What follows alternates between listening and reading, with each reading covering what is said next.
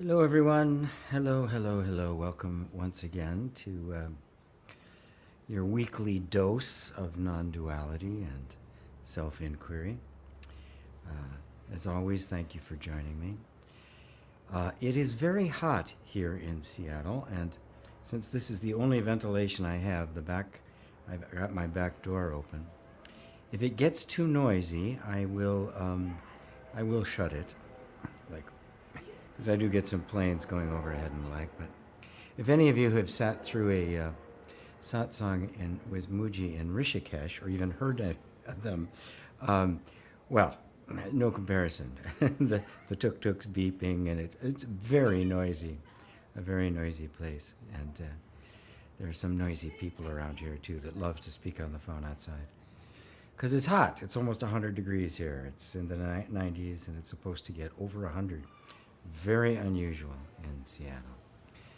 Nonetheless, if need be, I will close the door. So let me know if you think it might be too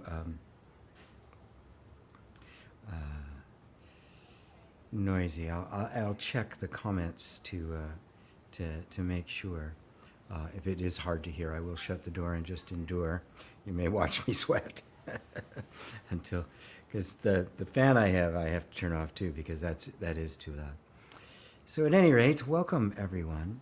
I'd really like to focus today on freedom. I was reading through the comments and the questions before, because many of you have arrived early and actually even put questions in. And the key, the answer to all of these questions is genuine freedom. We're always seeking freedom from something or freedom to something, right? Freedom from whatever it is in our lives we don't like, and freedom to the things that we want to do that we're not able to. And this is the common definition of freedom. If I can do what I want, I'm free. And if the things I don't like are not present in my life, then I'm free. That is the common definition of what freedom is. That is not the spiritual understanding of freedom. That is not spiritual freedom. If something is happening in your life and you don't want it to be happening, all of your effort is on getting it to stop, one way or the other, right? Now, that can be some kind of an event, it can be some kind of circumstance you're in, but it can also be just on the spiritual path. I want to be the freedom to be enlightened, and I want to get away from my mind, my ego, all of this thinking. There are even practices you can practice to get out of your mind. Practices to manifest the things that you want. All of those are well and good, right? But they don't actually touch on freedom. Because if it's real freedom, if it's the real freedom, it can't have a cause. It can't have a beginning and an end. Right? Because anything that begins will end. Right? So any freedom there's any dependency on anything external, right, will be incomplete and lost eventually. Okay? So, 1 minute I'm sitting top of the world, everything I think of manifests in front of me. I've got a great relationship and a good job and all of that. And then sometimes gradually, sometimes very quickly, the pendulum swings, and suddenly it's not so good. The job, your company gets bought, and all of a sudden you're either out of a job, right, or you're now dumped into some place that you just some function you can't stand, and everything shifts, right? Empires rise, empires fall, right? And we're witnessing the fall of an empire right now. What then is true freedom? Well, the only thing I can point you at for true freedom is yourself. It's got to be yourself. It's got to be inherent in your actual nature. It cannot be a condition that comes and goes. So as you're pondering this, realize that no matter what the question is, and I am going to answer as many of them as I can, whatever the question is, isn't what you're looking for deep in your heart that sense of freedom? And in our immaturity, we've defined that as I can do what I can just do what I want all the time. That's why people seek wealth. They don't seek wealth for the sake of wealth. They seek wealth because it's purported to give them this great freedom. Now, the the studies and the statistics on it are absolutely conclusive that it doesn't deliver that. It just puts you into a different kind of bondage, because now you're trying to hold on to it. She's buying the stairway to heaven, right?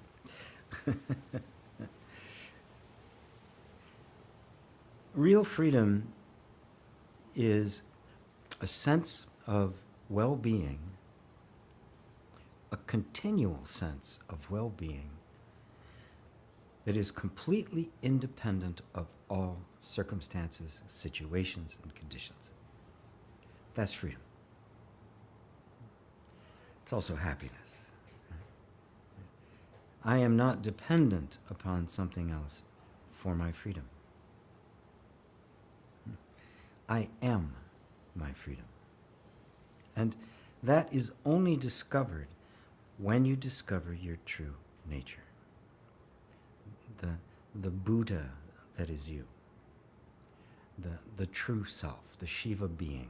All the names that we have for it are all metaphors, pointing you back to you, the you that you don't really know,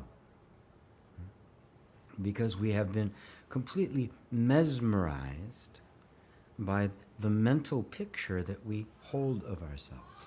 And that mental picture is you identified with the body, thinking of yourself as a person, right? Whereas the self, and when I talk about the self, I'm not talking about something abstract, right? I'm not talking about this amorphous thing out there. I'm talking about you. You are the self. Even the seeking to find the self is being watched by you, by the self. You can't get to the self any more than you can get to yourself, right? Can you stand up right now and walk over to yourself? The thing is you are the self, but the mind keeps telling you you're not. You're close. Oh, just one more practice, one more meditation, one more retreat, one more seminar. Then I'll be the self. That will keep you going forever. Forever and ever and ever, because the mind, ignorant of the self, will continue to create new ways of seeking. Now, seeking is, you just can't stop doing it, right? It's an essential part of spiritual growth. Right?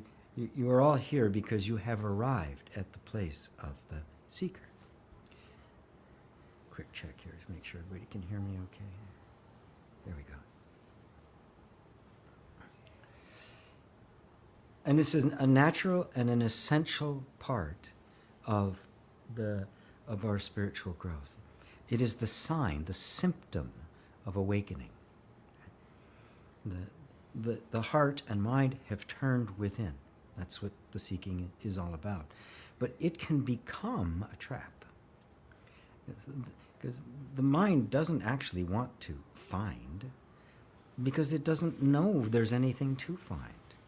It's just constantly looking for a better version of itself. That's all your mind will do.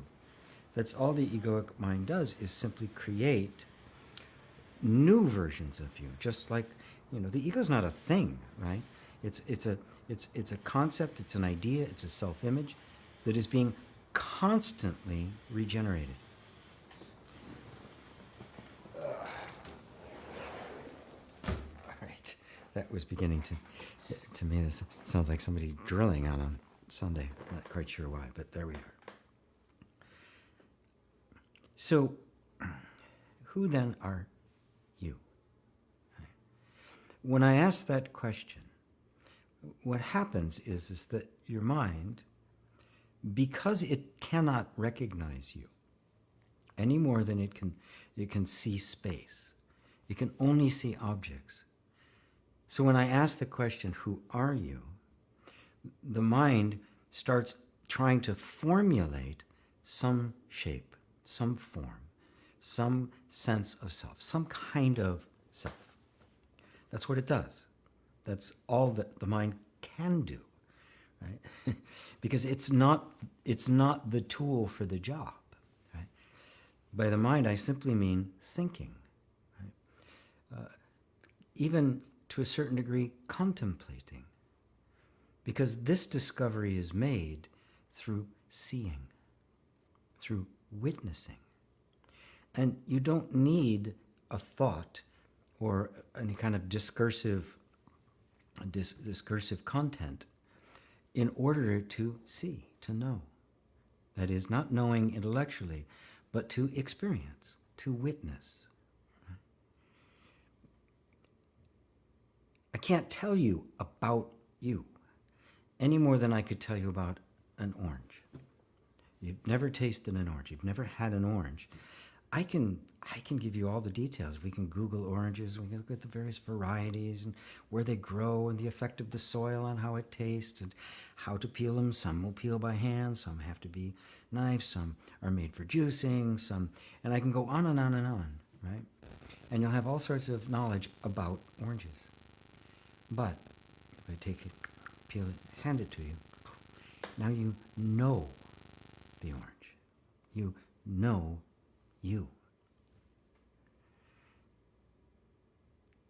The self, the true you, is the one that is hearing my words right now. The one you walk around all day referring to is I, me. That is the self. That is the Buddha. You, just as you are. The mind just keeps saying, oh, no, that's not the self. The self is this big, magnificent, formless, infinite thing.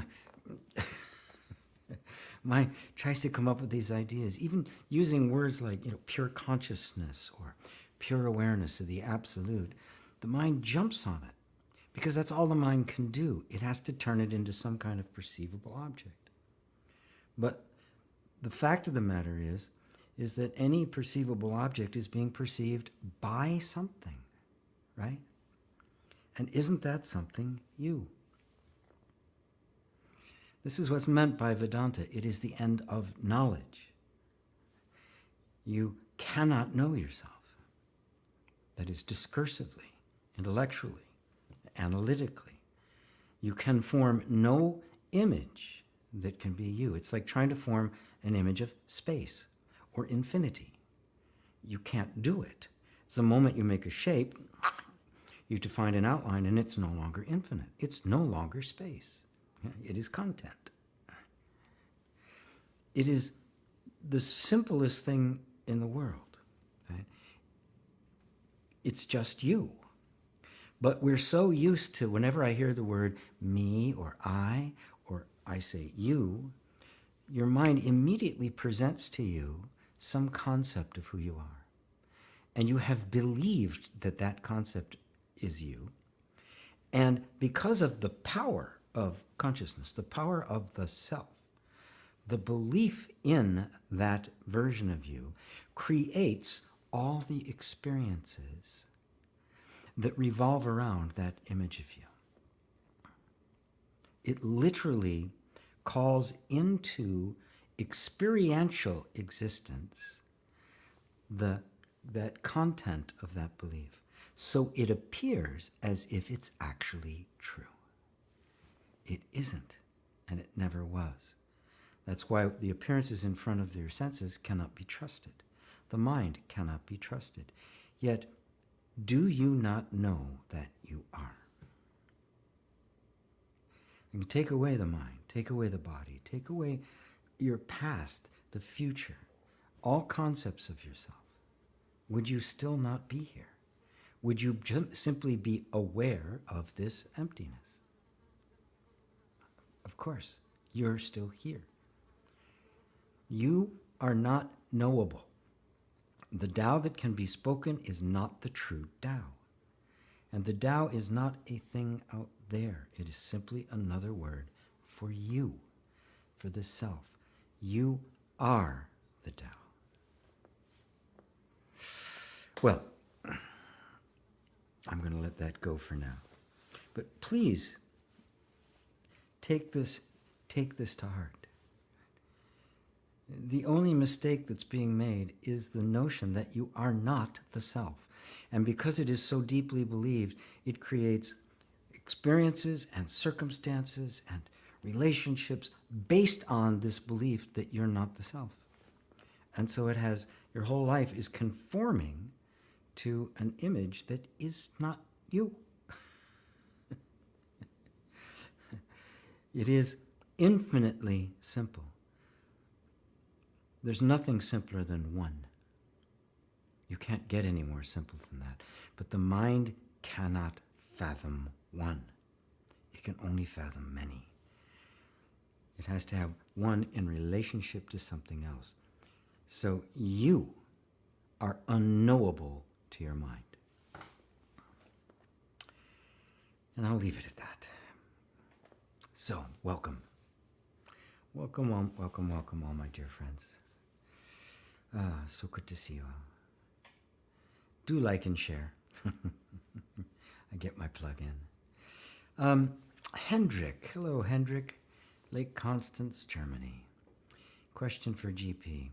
Feeling strongly depressed and anxious due to some well-known triggers. Still, energies finding their expression outside. I open into that energy and let it have me and try not to want to change it. After some time, in openness, it changes, but it comes back and back, etc. Any hint? Love, Hendrik.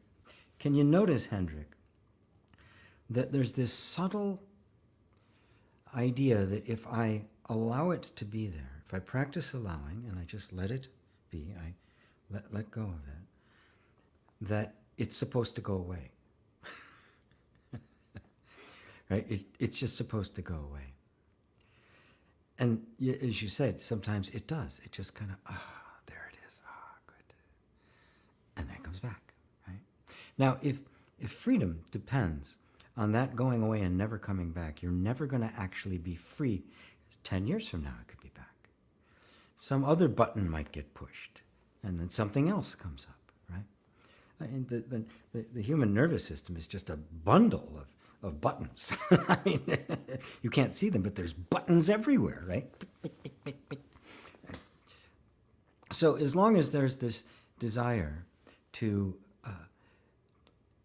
do a practice like the yoga of allowing, in order for things to go away, there's a subtle conflict, a subtle duality. Right? There's a subtle war going on inside of you that somehow you have to get to this other state. That when those are not there, there's this feeling of openness and spaciousness and peace. And you think, that's it, right? And then it comes back. I've lost the openness, the spaciousness, and the peace. And this is just the misunderstanding. Whether you are experiencing emotional calm and stillness or a quiet mind, or whether you're experiencing a very turbulent mind and all sorts of uncomfortable feelings, buttons being pushed, triggers that are still active, is not the one who is witnessing both of those the same, no matter what the particular content is? So the self is not an emotional state. It is not, it is, I know this can be hard for folks to grasp because in the self it's just pure peace and it's pure stillness, right? And the answer is yes, but it's not an emotional stillness. It is a stillness that transcends all opposites. So it's there even if there's some kind of an eruption in the nervous system. And there can be, right? There can be. Even great masters like Ramana Maharshi had those moments, right? Because it's just the nature of the whole body-mind structure. So the mission here is not to fix the body-mind structure in order to know peace. It is to realize that you are peace itself, and that will do the rest. When it really doesn't matter to you anymore whether these triggers happen or not, then you are free of them. If you are dependent upon them not being there, you are not free. You have set up an imaginary relationship between yourself and these emotional upheavals or emotional experiences, the triggering of the nervous system. You have created a relationship with it that has now made those triggers important. What if they're not important? It was triggered. Oh, I was triggered. What does it mean? Nothing. I'm really afraid. I'm really anxious. And I go, so? Yeah, but I don't want to feel that way. Yeah, but you do. But how do I get rid of it? Don't. Why do you want to get rid of it? Because when I get rid of it, then I'm free, then I'm happy.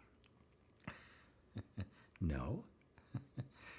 No, if it requires you getting rid of it, then your freedom is very weak. It is very fragile.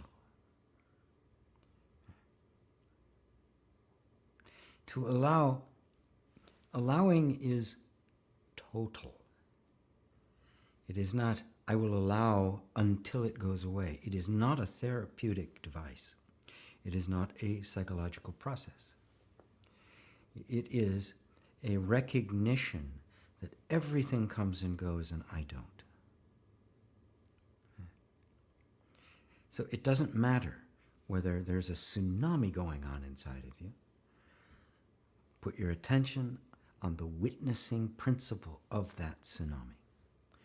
The more attention is there, the less the tsunami can touch you, and eventually the tsunami will cease. But you can't do this in order for them to cease. Until you are brought to the place of truly being strong enough to allow, they will continue. And it's good that they do, because otherwise you wouldn't get strong. We don't want to be children.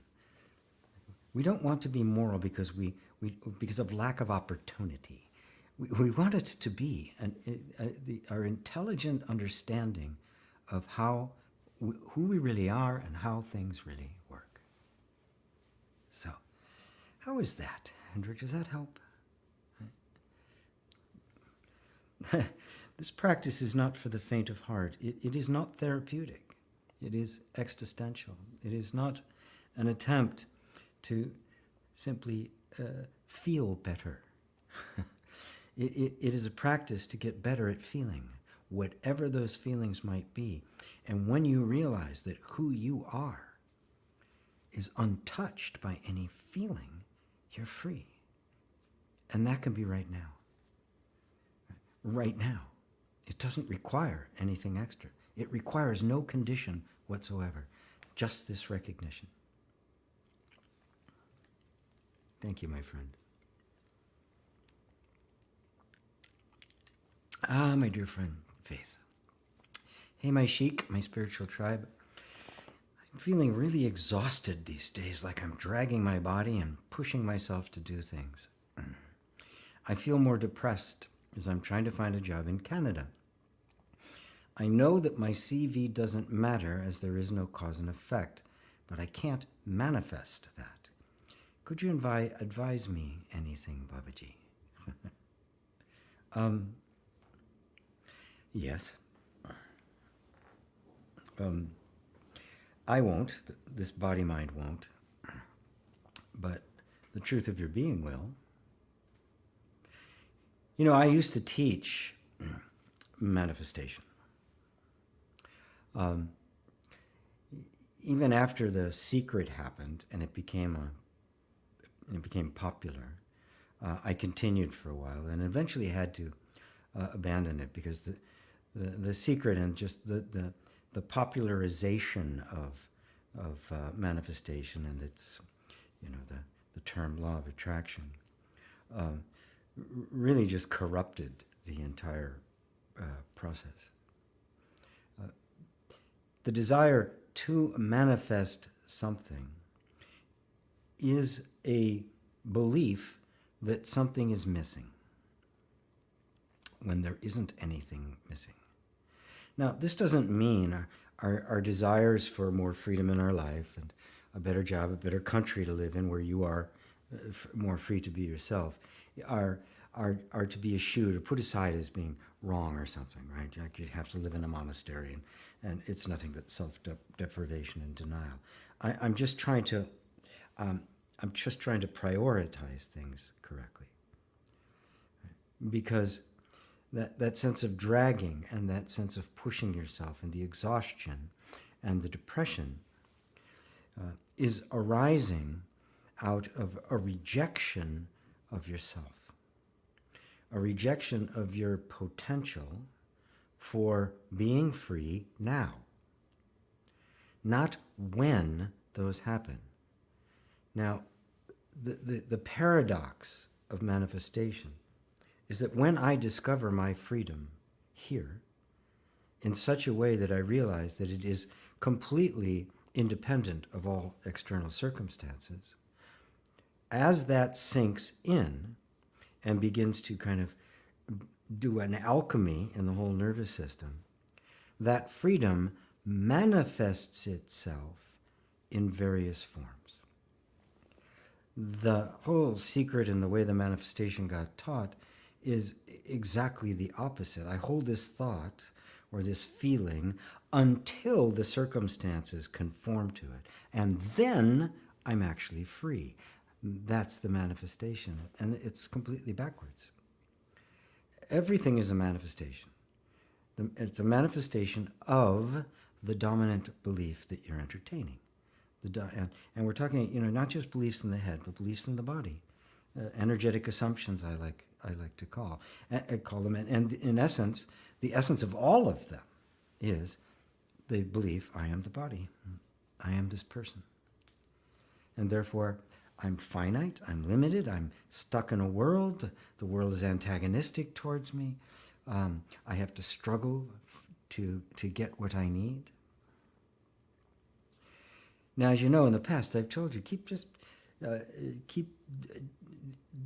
don't say I know my CV doesn't matter because there's no cause and effect. That's a thought. That's a concept you have, right? You're trying to adopt a spiritual concept in order to make yourself feel better, right? Which is okay, right? The CV doesn't matter absolutely. It does matter when you're applying for a job, but it's relative, right? So maybe your CV does need to be enhanced. Maybe it needs to be worded a little bit differently to be more attractive. or compelling to the people for the jobs you're applying to. So the practical side of that, right? Now, ultimately, that isn't the sole determining factor as to the experience you have. Your sense of self is the determining factor. Your sense of wholeness. Right?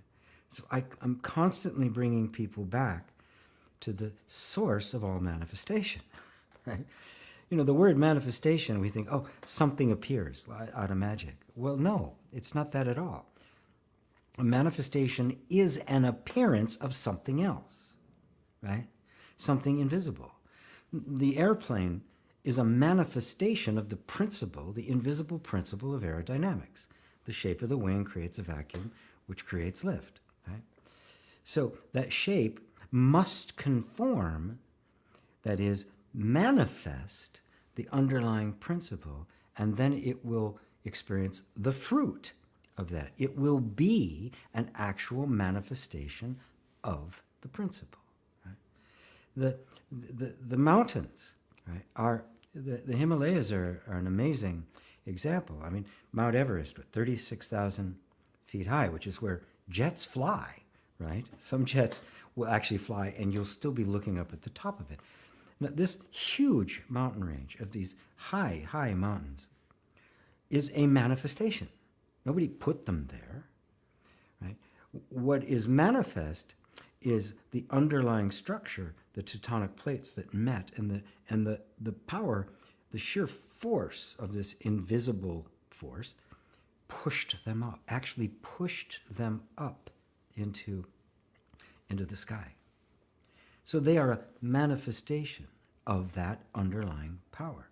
They don't have that power in and of themselves. Right? They never did. They never could. So nothing in your life is the actual substance of what you're seeking. Having more money is not abundance. It can be an appearance of abundance, one of innumerable things, right? But simply having money doesn't make it that. As a matter of fact, look around. Look at the hedge fund managers. Look at the greedy corporations. Right? Their money is not a sign of abundance. It's a sign of greed. And greed comes out of the sense of lack, the sense of needing to hoard. Right? For some, poverty and greed are sisters. They are two sides of the same coin. So they're not free. They're not experiencing the infinite nature of true nature of abundance, which is infinite being, the source of absolutely everything, the potential for absolutely everything. That is what you are. This is why it's so important to discover what you are, because what you are is not the appearance of anything else. Everything else, the Himalayan mountains, are an appearance of what is, and in relative to the mountains, what is the internal force pushing them to the sky. Coming back to yourself, you come to what is, and that isness will manifest itself in all sorts of different ways. But the manifestation is unimportant. The manifestation is transient. It will come and go, right? Because it is just an appearance. Right? Just like the image you're watching of me right now on your screen is constantly changing. It's coming and going. Matter of fact, you can click a button and I'll be gone. Poof. Right? Yet the screen, which is the potential for all images, and in fact the image is nothing but the self-modulation of the screen, right, is still there. Find what is, which means forget about the manifestation. You just recognize that if I'm experiencing lack in my life, it's a manifestation of a misunderstanding of myself as the separate self, which is the origin of the fear of lack. No separate self, no lack. They are one and the same. Ego, lack. Right? That is the nature of the separate self. You are not the separate self. You are what is. And this will harmonize everything in your life. This is not abstract. Right? I'm putting you in touch with reality, with what is really here. Right? And what is not a manifestation of anything else. It is the ground of being. So, Faith, does that help you, my dear girl? Rosario and Madrid, hello. Jay, IG, and everyone from Sacramento. Have you heard of Henri Jolicoeur? I've heard the name. I know nothing about him, though. So, won't have anything to say about that. Drinking a lot of water because it is hot here. Weirdly hot. Martin, hello everyone. Is it possible to transmit energy and maybe heal or help a person that is far away just by thoughts and prayers? Not if you're a Republican. Sorry. They love to do that, you know.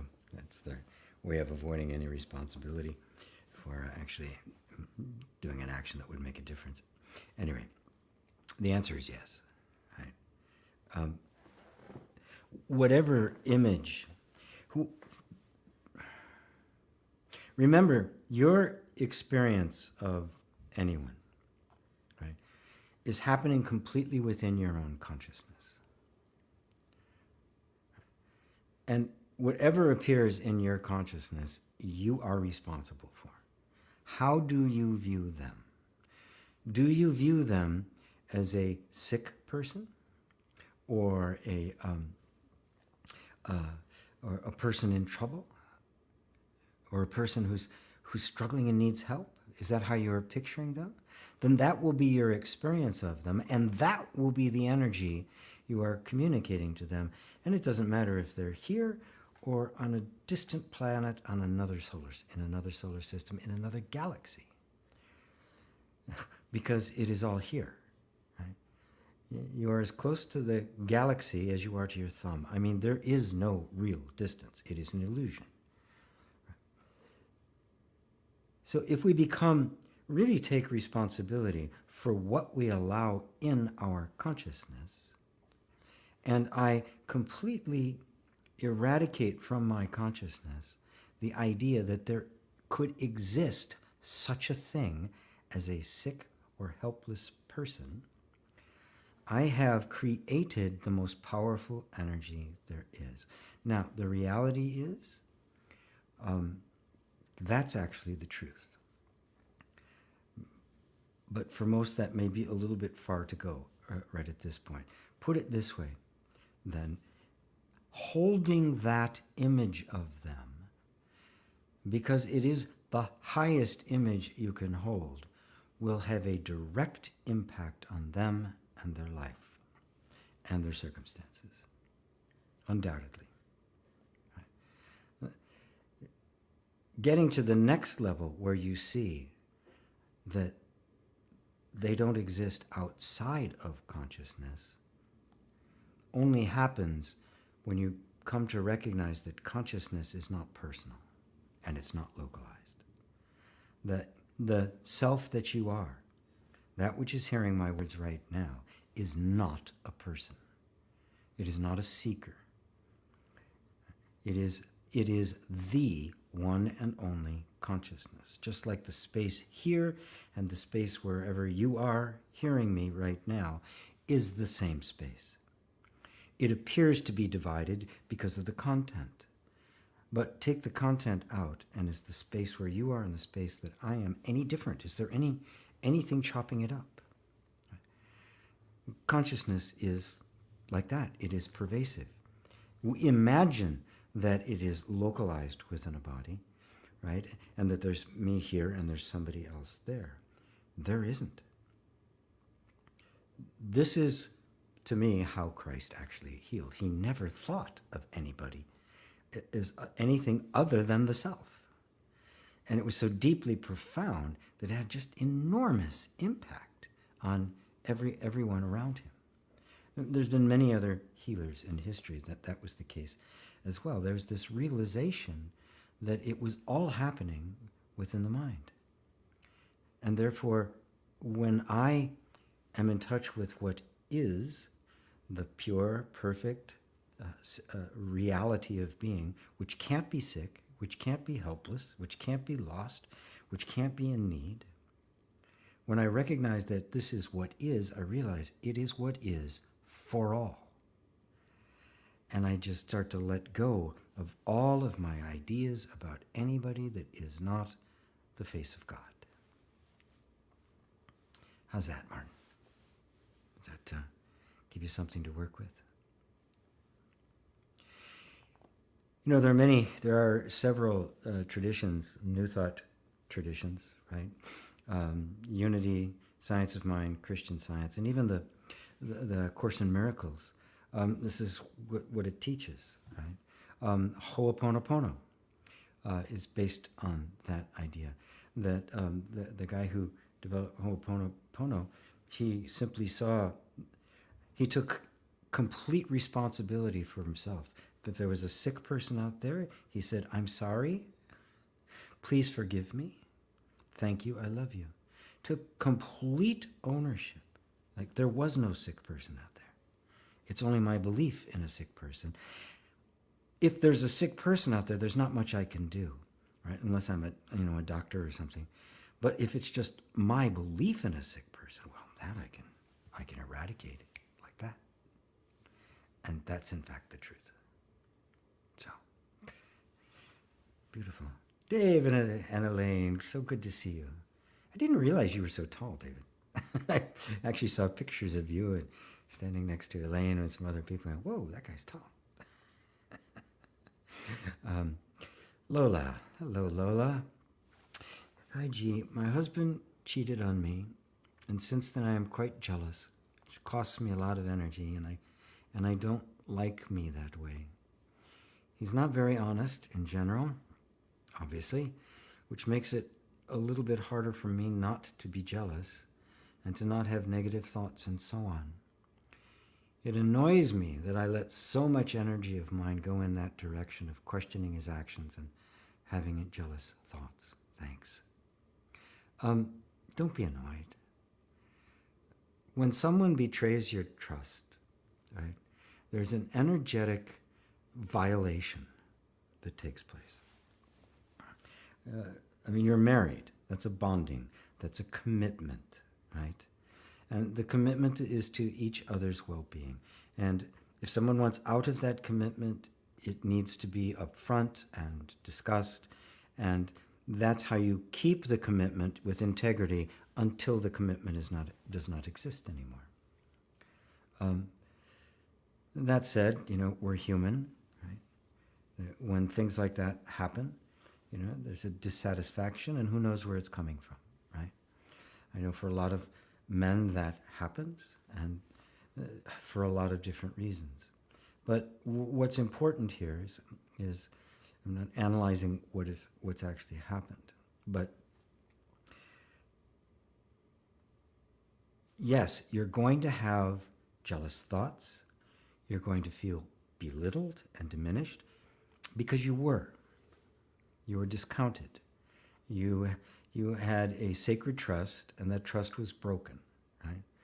And broken in such a way that you can't simply reestablish it, right? That kind of trust would have to be earned, right? If you even want him to bother trying to earn it, and if he even wants to try to earn it. I don't know any of the circumstances. The first thing I want you to do is to stop telling yourself, I shouldn't be feeling this, right? That's the classical spiritual thing. I'm going to be spiritual. I'm just going to forgive. It's a complete denial of human nature. It's a denial of our heart. The energy of connection has been severed. It's like a death, right? Or a breakup.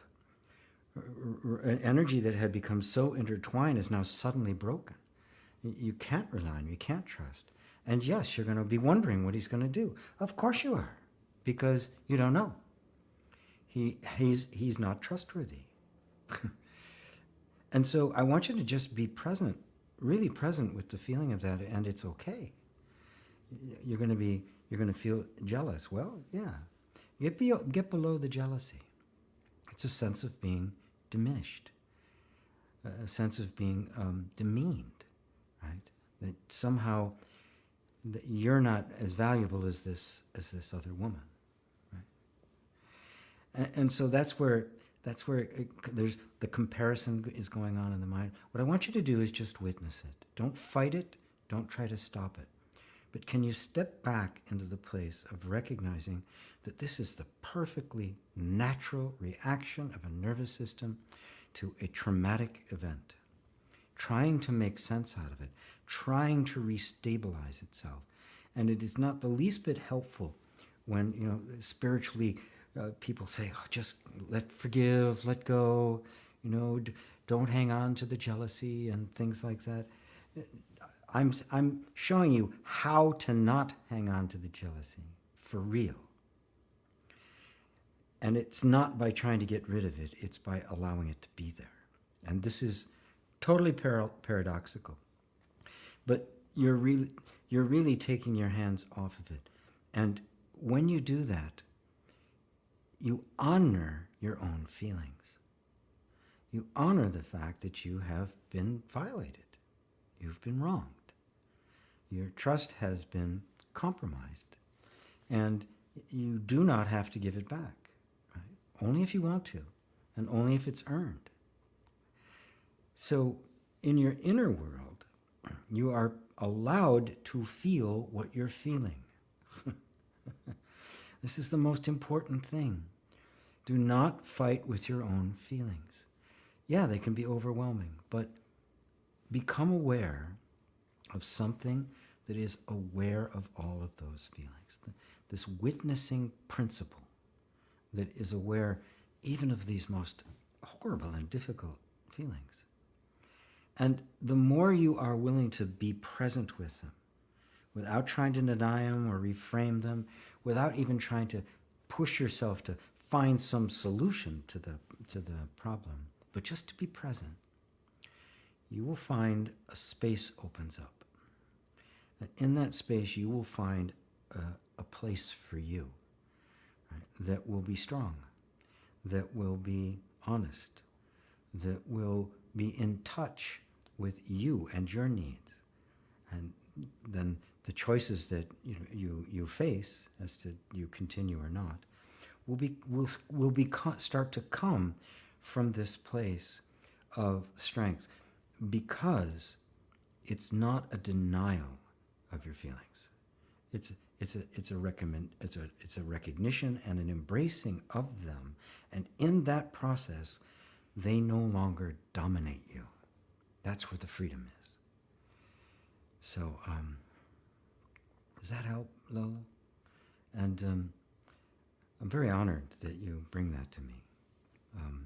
It's very, very touching, because I had that experience in my first marriage. And I was just so naive. It was going on, actually, for a long time, and I was just completely oblivious to it. It was a major league trauma, for sure. It was just, what can I say? I wish I knew then what I knew now, or I wish there was somebody around who could tell me this at that time, but there wasn't. So I kind of had to muddle through. So I do understand what you're feeling, and so you can trust that there's some degree of authority here in kind of showing you a path back to that sense of wholeness that's been there the whole time. Thank you. Annette Rockstar. I love that name. Hello and namaste. I think too much about my past and sometimes don't accept things I cannot change anymore. I think how stupid, for example, this and that action of mine was, and blame me for it. How can I change this behavior? Thank you. Well, if I may just kind of rephrase what you're saying, the answer is, how do I become free from this? Right? How do I become free of the past? Right? Well, the simple answer is, let it be there. Right? Remember, freedom, as I was talking about in the beginning, is not the getting rid of anything. Right? If your freedom depends on being in this state of equanimity, right, and the triggers, the memories come up, and you, right, and we all have that experience. Like, oh my God, what was I thinking? We all have that experience. If freedom means that can't happen anymore, well, you're never really going to know if you're free, are you? Because at some point it could, right? Oh, it hasn't happened. Oh, it hasn't happened in a year. And then all of a sudden, whack, we're back. And it's all over you again, right? So if freedom depends upon something happening or not happening, it's a dependency, which by definition is the opposite of freedom. Freedom means no dependency, right? I am free because I am free. Nobody gave it to me. Nobody can take it away. I am free. Now, the freedom is found by bringing attention more and more to the witnessing principle that is aware of the memories and aware of the shutters running through the system, and also aware of the mind's commentary on it. It says, how stupid that this happened, you're to blame, that was really dumb, what were you thinking, right? I mean, the very same mind that suggested you do it in the first place immediately turns around and goes, well, that was stupid, wasn't it? Right? Same mind. Man, you really should do this. Oh, this would be great. Oh, that was dumb. God, you're stupid. The same mind. It's not stable. You can't trust it. It's a buffoon. It'll switch sides in the middle of an argument and make you think you were wrong. Right? So it's freedom means I can let whatever happens, and I don't mind. Right? When a memory comes up and this feeling is there, notice there's a very subtle sense that says, this is important. And I can't be free unless this doesn't happen. It's not true. You are free. Right? You've just identified with the person who's embarrassed, the person who feels guilty, right? Which itself is just another thought, being witnessed by the absolute pure witnessing principle, or the self, the real you. Now, are you not witnessing these feelings? Are you not witnessing all the thoughts, the judgments, everything that comes up after that memory pokes its head up? Are you not seeing all of this? Who are you? Who is it that is witnessing those? And is the witness of those subject to those? Is the sky subject to the clouds that happen to move through it? This is where I want you to put your attention. The more your attention is on the self, the witnessing itself, and becoming more and more subtle and recognizing more and more how everything is being witnessed, is being perceived, right? And I am what is perceiving. Therefore, there's always some distance, however tight it may feel. There's always some distance between me, the witnessing principle, and what is being witnessed. And notice that those feelings aren't there now, right? That memory isn't there now. So what happened to it? It came and it went. everything comes and goes. What isn't coming and going? It's obviously not you, because if it was you, you'd be gone too. But you're not. The witnessing principle witnesses all of it, whether it's a good feeling or a bad feeling, whether it's a pleasant memory or an unpleasant memory, whether it's a beautiful future or a dystopian future, right? The same principle, the same self is watching all of it. That self is eternally free from what it watches. Just like you are eternally free from any movie you happen to be watching, no matter how involved you get with it. And of course, that's the fun of movies. We get emotionally involved. If we didn't, they'd be a boring movie, right? But this is the key to the freedom to recognize, oh, I was so emotionally involved, and none of it was me.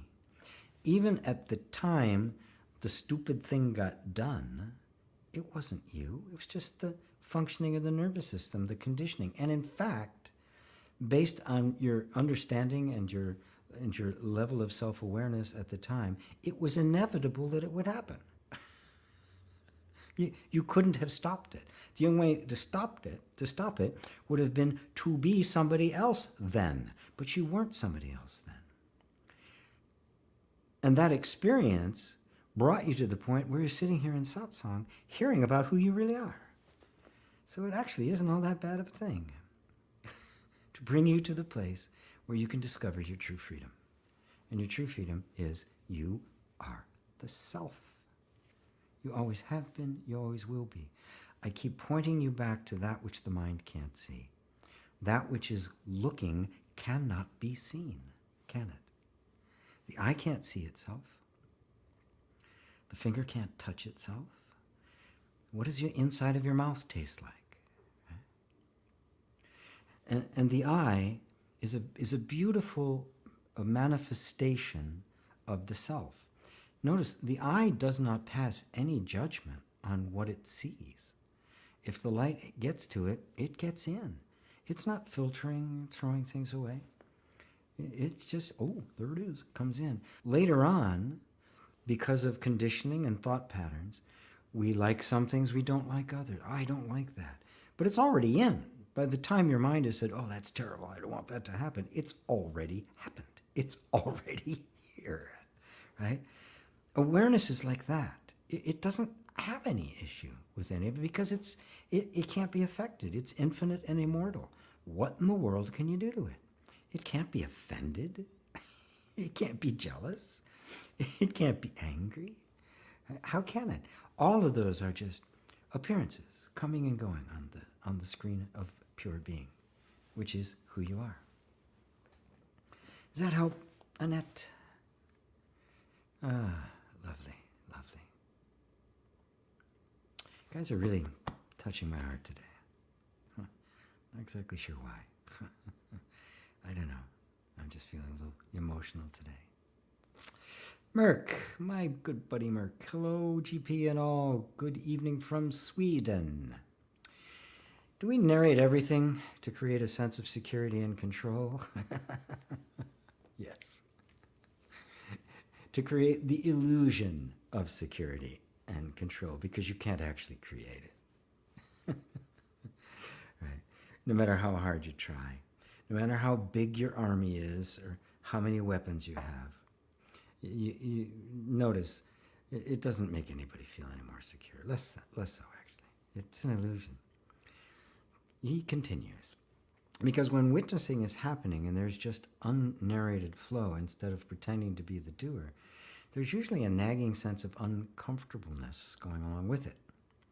Like a warning that my defenses are inactivated or something.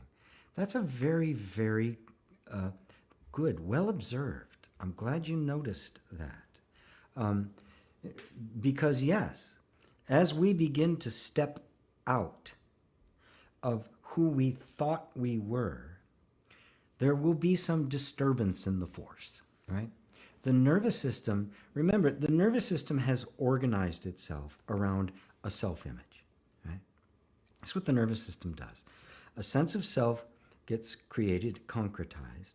And now all of the energy of the nervous system, all the conditioning and patterns, all of it, at the sense of self and the ego, now form around that subtle sense of self. And everything starts to give manifestation to that subtle sense of self. Now, because it is the center, the linchpin, what would happen if you suddenly took the sun and just kind of poof, it's gone? What would happen to the planets? Right? They would just go flying off into space because the thing that's holding them together isn't there anymore, right? So when you have discovered who you are to any degree whatsoever, the nervous system is going to start getting a little anxious, right? You have just introduced an instability, right? Yes, it has to happen, right? But this is where the resistance comes from. This is why a tsunami will come. This is why it will start, pressing buttons and start triggering all sorts of things, because it does feel threatened, and you recognize that. The defenses have gone up. This is why you can't force it. This is why I teach the yoga of allowing. I teach this very compassionate self-inquiry. Right? This, to create the space internally. If you try to force it on it, it'll resist like hell, right? And it's way better at playing this game than you are. So you'll lose, period. You will simply lose this battle.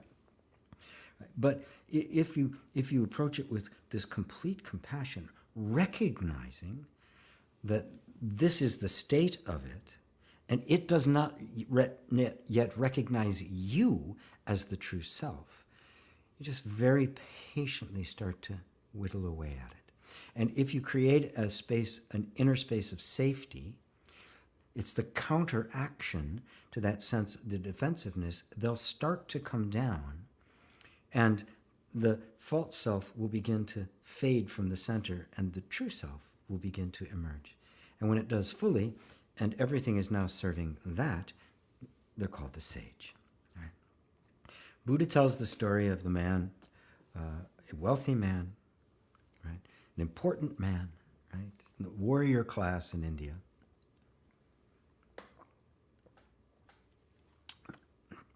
And he had to go off to war. And back then wars, you just didn't get on a plane and go somewhere. You were gone for years. Well, he was gone for 20 plus years. When he left, he put his head servant in charge, gave everybody the instructions they were supposed to do, and off he went. Well, he had been gone so long that the various servants completely forgot about him. And they basically, this is me. I'm in charge. I'm the center of this thing. And the main servant was just, he was in charge. This was my place. Of course it is. And everybody served him. Right?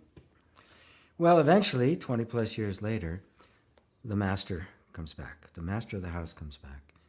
Now he's, 20 years he's been gone, right? He's been at war. The guy's a mess, right? He's just a shadow of his former self. He's anxious to get back to his life and finally get some peace and rest and he comes back to the house and the door's locked, right? So he knocks on the door. And they open up. Who are you? And he says, I'm the master. You're not the master of the house. Slam. Who you are, you fraud? The guy's totally taken aback. He said, okay. They don't recognize me anymore. So he says, no, he knocks on the door. He says, yeah, what do you want? He says, I'm sorry. I was trying to pretend because I need some help. Right? Is there any jobs I could do? Is there anything I could do to just kind of help out around here? And so I've been away and I don't have any money. If you can just help me out here. The guy said, okay. So I put him to work out in the stable and doing, really mundane stuff. But eventually, little by little, confidence in him grew. Little by little, more and more of the servants began to recognize who he actually was, until the main servant that he had put in charge recognized, Master, Master, I'm so sorry. I'm so sorry. Come back. And the master was reestablished in the house. It's a beautiful way of recognizing that the mind does not recognize you as the self. It can't. It only knows its own thoughts. And so you've got to gradually bring yourself back into alignment, back into that center through compassion and just patience. And little by little, it will recognize you. It will remember you. Ah, the original innocence, the true self, the true master has returned. But it takes that. I mean, that's why I teach inner reconciliation. That's the process. That's the post-sadhana aspect of inner reconciliation, which I have a big training coming up on, probably at the end of August, beginning of September, that I expect you all to be in. I haven't even put it up there for signing up yet.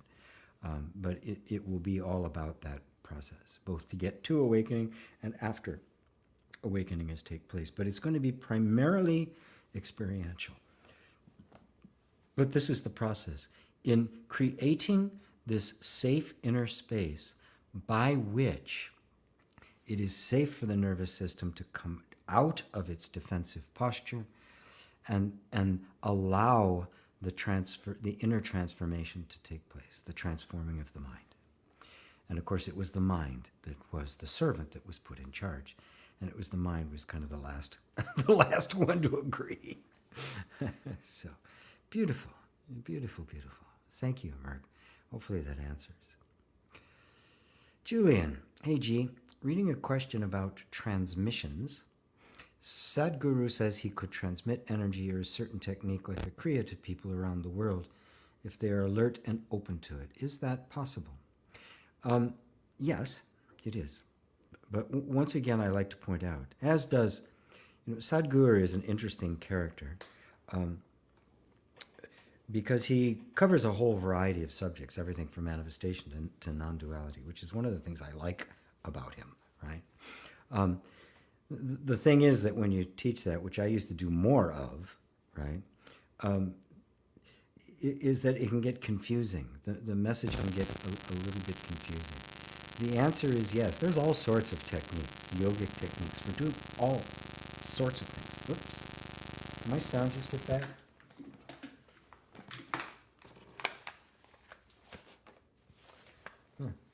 I just heard a buzzing sound. I think it might have gotten bad for a second. So, yes, there are all sorts of techniques for doing that. Christ healed remotely. Other people, I've healed remotely. I mean, the things that I've worked on with people have often been when they weren't even present.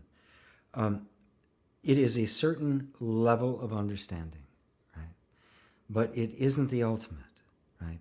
The ultimate is there is no other to whom I am transmitting, and I'm actually, this whole thing is taking place completely within my own consciousness.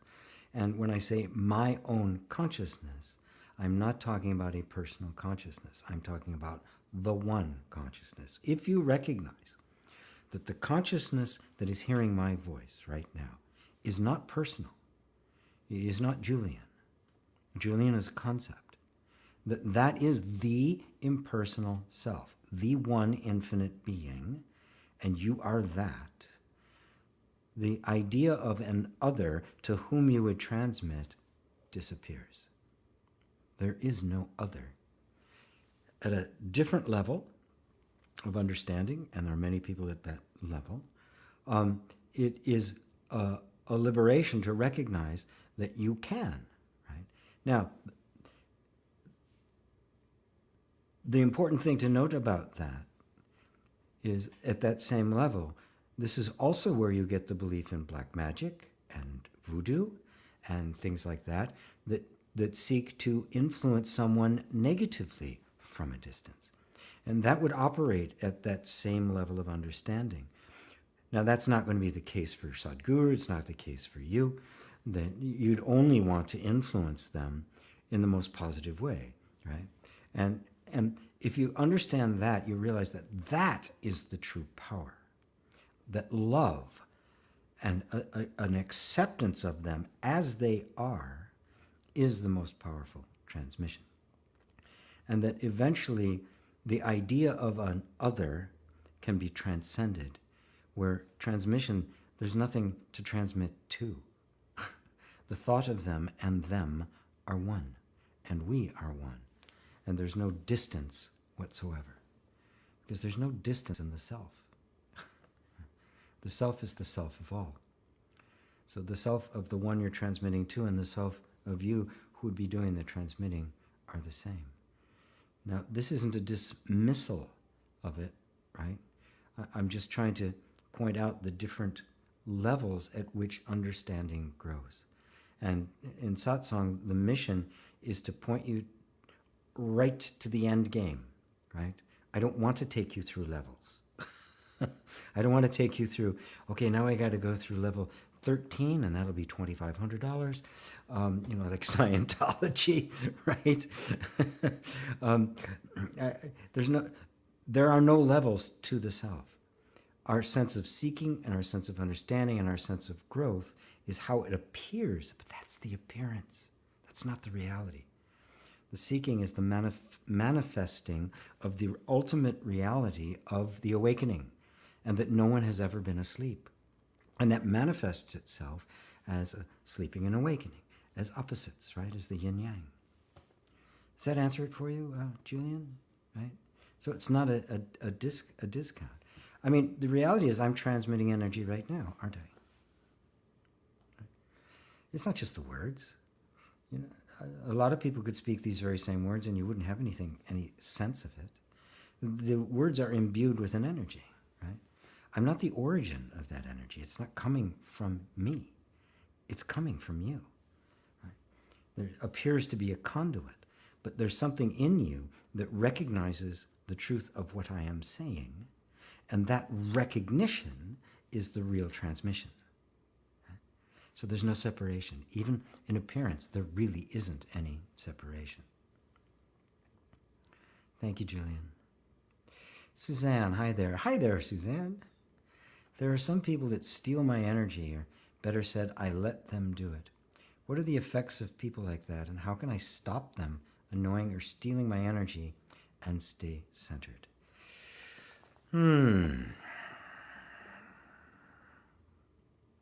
Okay. I'm just going to go right for the jugular on this to see if you can grasp it. Right. Everything you say is happening as an image in the mind, and none of it is real. None of it's true. Right? If I believe there is somebody who can steal my energy, I will have the experience of my energy being stolen. My mood drops, motivation drops, just, my just kind of droopy, right? It's caused not by them, but my belief that they can take it away. My belief manifests itself, not them. They don't have any power over you. That's the truth. There isn't anybody out there who can steal your energy. If you believe there is, you will find your energy draining, thinking somebody has taken it. But it's completely within your belief. Only what you believe manifests in your life. There's nobody out there doing anything to you. That's the fact. That's how you stop them. You hit it right at the root of it. It is your belief in it. There is nobody stealing your energy. Right? You believe that there are. This is so subtle. And throw in the comment later if it's just whizzed by you. But perhaps you can just feel the freedom of it. Oh my God, I don't have to stop them. I don't have to do some kind of ritual. I can't be possessed. They can't violate me unless I say they can. I am the ultimate authority. I am the ultimate sovereign within my consciousness. I am taking complete responsibility for what I accept as true, because I am so powerful that if I accept it as truth, it will become my experienced reality. It isn't reality, but it will be my experience. And because we are so used to thinking of what we experience out here as reality, I will call it reality and say, oh, look, there's people stealing my energy. Right? They're not. You are. You are the sovereign within your own territory. And because you are the truth, whatever you say is true will be manifested as if it was true. It will become experienced because you are the truth. That's your power. It is the power of the self. Whatever is believed becomes so. Now, don't take that as kind of, oh, okay, so I'm going to believe that I'm going to make a lot of money. Because that's just the ego looking for a way to try to commandeer this. Stick with the self. You are the infinite being. Can anybody steal God's energy? Who steals God's energy? Well, God is another word for you. It is simply a traditional religious word for the self. Right? In the West, it's got turned into a personality, right? As it has in like Krishna consciousness, the Hare Krishna, right? The personality is Krishna, and in this case, it's Yahweh or it's Christ. Right? But God is a being rather than being itself. The ultimate realization is that God is the I am, the sense I am. Now, can that sense of I am be stolen from you? It is you. How can anybody steal it? Can someone steal the energy of God? Does God wake up in the morning and go, oh God, gotta deal. God damn it, gotta deal with these people. Know who you are. Know who you are. And no one will be able to touch you. Because in fact they can't. I hope that helps you. David and Elaine. Very happy to have signed up for your patron program, G. Oh, my subtle reminder to tell everybody about my patron program. Those of you who would love to help me pay for all of this, I have a patron program where I put meditations, I put copies of the show, the radio show. And the next radio show I'm doing is actually going to be the last for a while. I'm going to start doing stuff more in the group. I also have some tapping stuff. I've got satsang excerpts. I got a bunch of stuff there. But the main point is to just, I got very disillusioned with Patreon. So I've kind of like cut them off. I've created my own little space where people can, basically for $15 a month, you can help me out getting, putting all of this on. It's already helped. There's already enough people there that I've been able to get some help with making excerpts of the satsangs, somebody else to do the editing other than me. So it's already helping me enormously. So if anybody wants to assist in that, if you can find it in your hearts, and if that's too much money for you, well, that's fine. I know for some it could be. But at any rate, there's such a wealth of resources to access, and are so glad time doesn't exist. Otherwise, there wouldn't be enough hours in the day. Yes. And you're referring to that wealth of resources in the patron program. Also, starting next month, I'm going to start doing a monthly satsang just for the patrons. It'll be kind of like a little mini retreat. It'll be on Zoom, so we can actually talk and the like, and interact. Is just kind of part of saying thank you to everybody for helping me do this, because I'm not independently wealthy. I have to have a means of income in order to keep this going, and I'm just trying to keep everything as cheap or free as I possibly can. Also free of commercials and YouTube ads and all of that. So thank you for reminding me to do that, David and Elaine. There is the link, folks. Easy to remember. I will take it off the screen because I don't want to look at it anymore. Ava. Hello, Ava in Poland. Karen, hello, everyone. I have difficulty with seeing everyone as myself. I don't have an issue when it comes to nature. Do you have any tips for me? Yeah, stop trying. It'll happen. It'll just happen. We don't.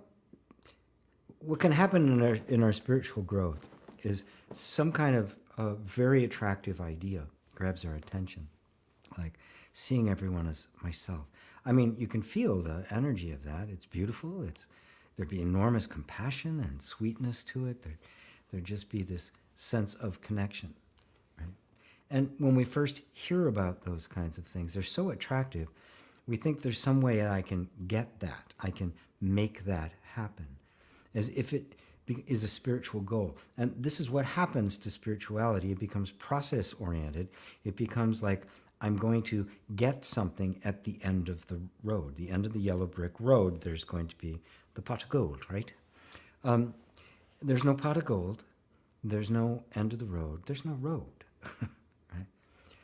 So instead, focus on knowing yourself, right? As long as there's a sense of a separate self, you're not going to be able to see anybody as yourself. As long as my mind is identified with the body, there's always going to be an other. The I must first be freed from the body-mind identification, at which case there are no others anymore. Oh yes, of course it's all me. And the very fact that you can feel that in nature means you've tapped into where it really exists, right? It's not a conceptual thing, it's an energetic thing. You can simply feel your oneness with nature. And of course, the body is nature, isn't it? Right? We've just identified with this body instead of all of nature. But isn't this body just intricately interwoven with nature? I mean, the lungs depend on the tree depends on the lungs, right? Everything else depends on everything else. It's just this walking zoo of interdependency of all these living beings, trillions of living beings, trillions of cells, trillions of little bacteria, friendly bacteria, and that sort of thing, probiotics kind of thing. This is just a walking zoo. I mean, there's just so much here. But now where are you? The body is simply life doing what life does. And this body is no more conscious or sentient than the tree out there. The consciousness that is aware of the body is not in the body, nor is it dependent on the body, nor is it limited by the body. That's where you want to free yourself. Who are you? Who are you that is aware? And as that expands, you'll begin to see that the others don't exist out there, but exist in here, in this consciousness. And that this me and this them are both being witnessed by this impersonal witnessing principle. Even the me that is thinking, how do I'm having difficulty seeing the others as myself. Isn't that me also being perceived? Isn't it really just a bundle of attributes, right? A bundle of thoughts and feelings? And isn't every single one of those thoughts and feelings being witnessed by something else? The actual witnessing principle has no attributes. If it did, it would have a definition. It would no longer be infinite. It couldn't be the self. The self principle, the I principle, right? The I principle, which manifests itself as all individual forms. Right? So don't worry about seeing everyone as myself. See yourself. That's all you have to do. That's all you have to do. Let go of every spiritual ambition, every spiritual aspiration, even to be more patient, to be more compassionate, to be more loving. Because if they become a practice you have to do, or rules you have to follow, it now becomes a religion, right? I will try to assimilate certain behaviors and thus be spiritual. None of that's real. All of that's transient and will come and go. Just be. Just feel that presence that doesn't have any boundaries to it, and yet is experiencing absolutely everything else. That's you. The rest will take care of itself, Karen. You won't have to worry about it. Beautiful. Beautiful. There's your tip. Hello, Yasmin. Liza from sunny, hot eastern Atlantic coast. Well, it's hot western Pacific coast, too. And supposed to get hotter. Hi, G. I don't identify myself with the divine feminine. Can I do something about it? Can you talk a little bit about the divine feminine? Thanks a lot. Steffi, right?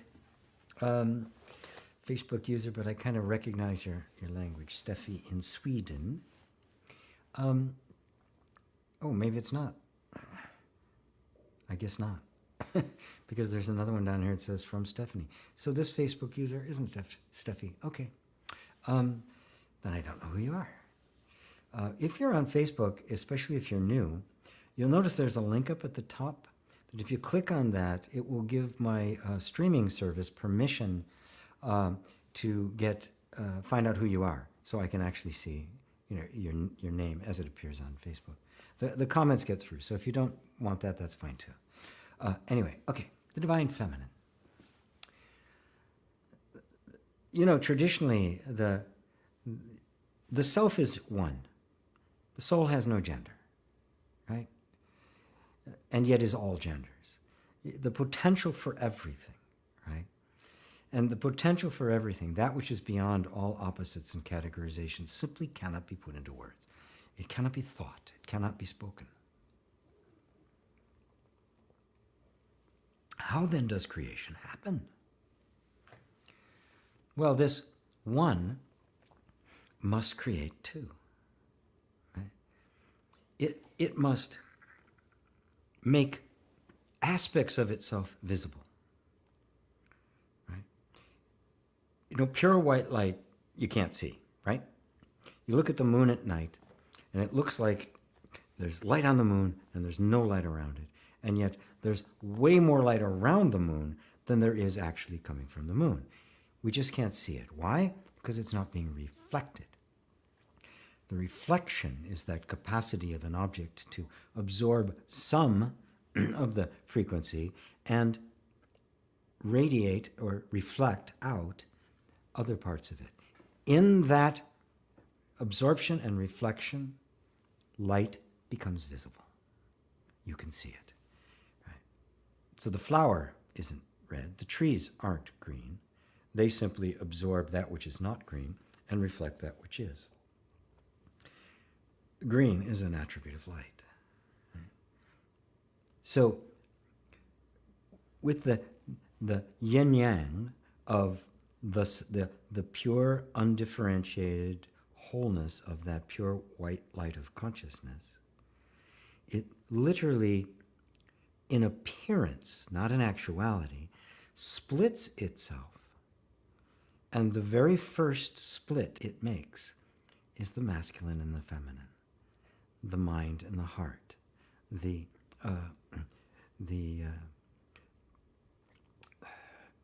assertiveness and the receptiveness. Right? Now, if they get out of balance, of course, they're very extreme. And stuff can get you get the cheesecake or the beefcake, right? Neither one of which represents anything. And the fact of the matter is that has nothing to do with the shape of the body. Right? The masculine and the feminine, as qualities of being, reflect themselves in the body. So this is a male body, right? So it has the characteristics we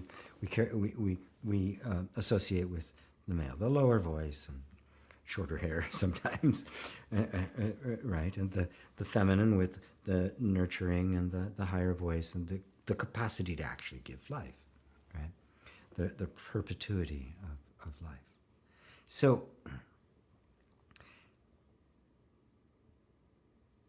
the fact that you have a female body means your body is the goddess. The goddesses of all time have been metaphors for you. Right? The goddess energy, the divine feminine, has manifested as your body. Right? And the characteristics of your body, and the attributes of your body, and the way you speak, and the way you hold yourself. Which means, while you, the true you, are neither masculine or feminine, the mode of your expression is going to be feminine, because that's the vehicle you have, right? You know, if I play a song on a piano, it sounds one way. If I play it on a guitar, it sounds another way. Same song, different manifestation, different attributes associated with it.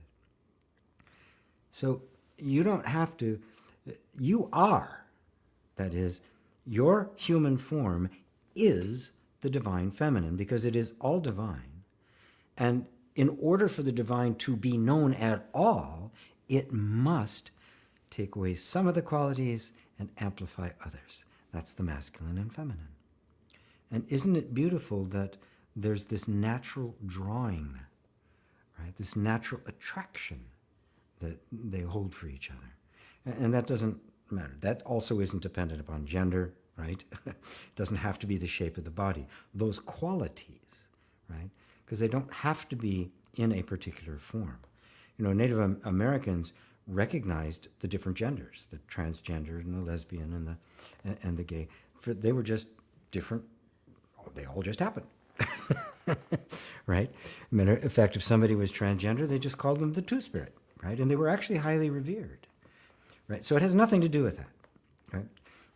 So we can put that aside. But your feminine body is the goddess energy, right? The goddess energy is subordinate to you, the infinite consciousness, and is the vehicle through which you express yourself. And because you're expressing yourself with that instrument, it will sound and look and be like that. Right? And so there would be a tendency for the feminine form to be, well, we'd say the feminine is more nurturing. It's not really true. It expresses nurturing in a feminine way.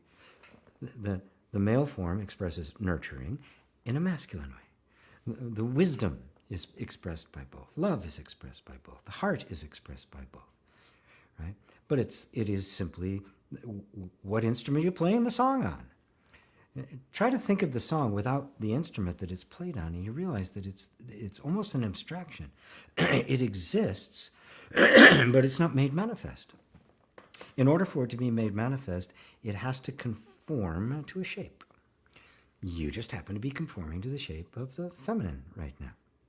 And so enjoy it. Enjoy everything that comes with it, right? Enjoy the way it feels. Enjoy the experiences that it has. There's actually a myth, a story of a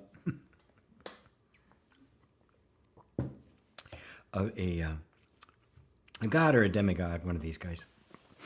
And he angered, one of the big gods, a god bigger than him. And so as his punishment, he was turned into a woman. And after a while, the god reconsidered. So 8 years later, he turned him back into a man. You know what all the gods wanted to know when they turned him back into a woman? All the gods wanted to know, hey, who has better sex? The man or the woman? The answer was the woman, hands down. I love mythology. So enjoy this form. It's not going to be here forever, right? Enjoyed every other form that consciousness has taken. But the nature of consciousness is so infinite. But you see this masculine and feminine energy everywhere. The plants, everything has got that kind of an energy to it. So it is obviously significant. It's the fundamental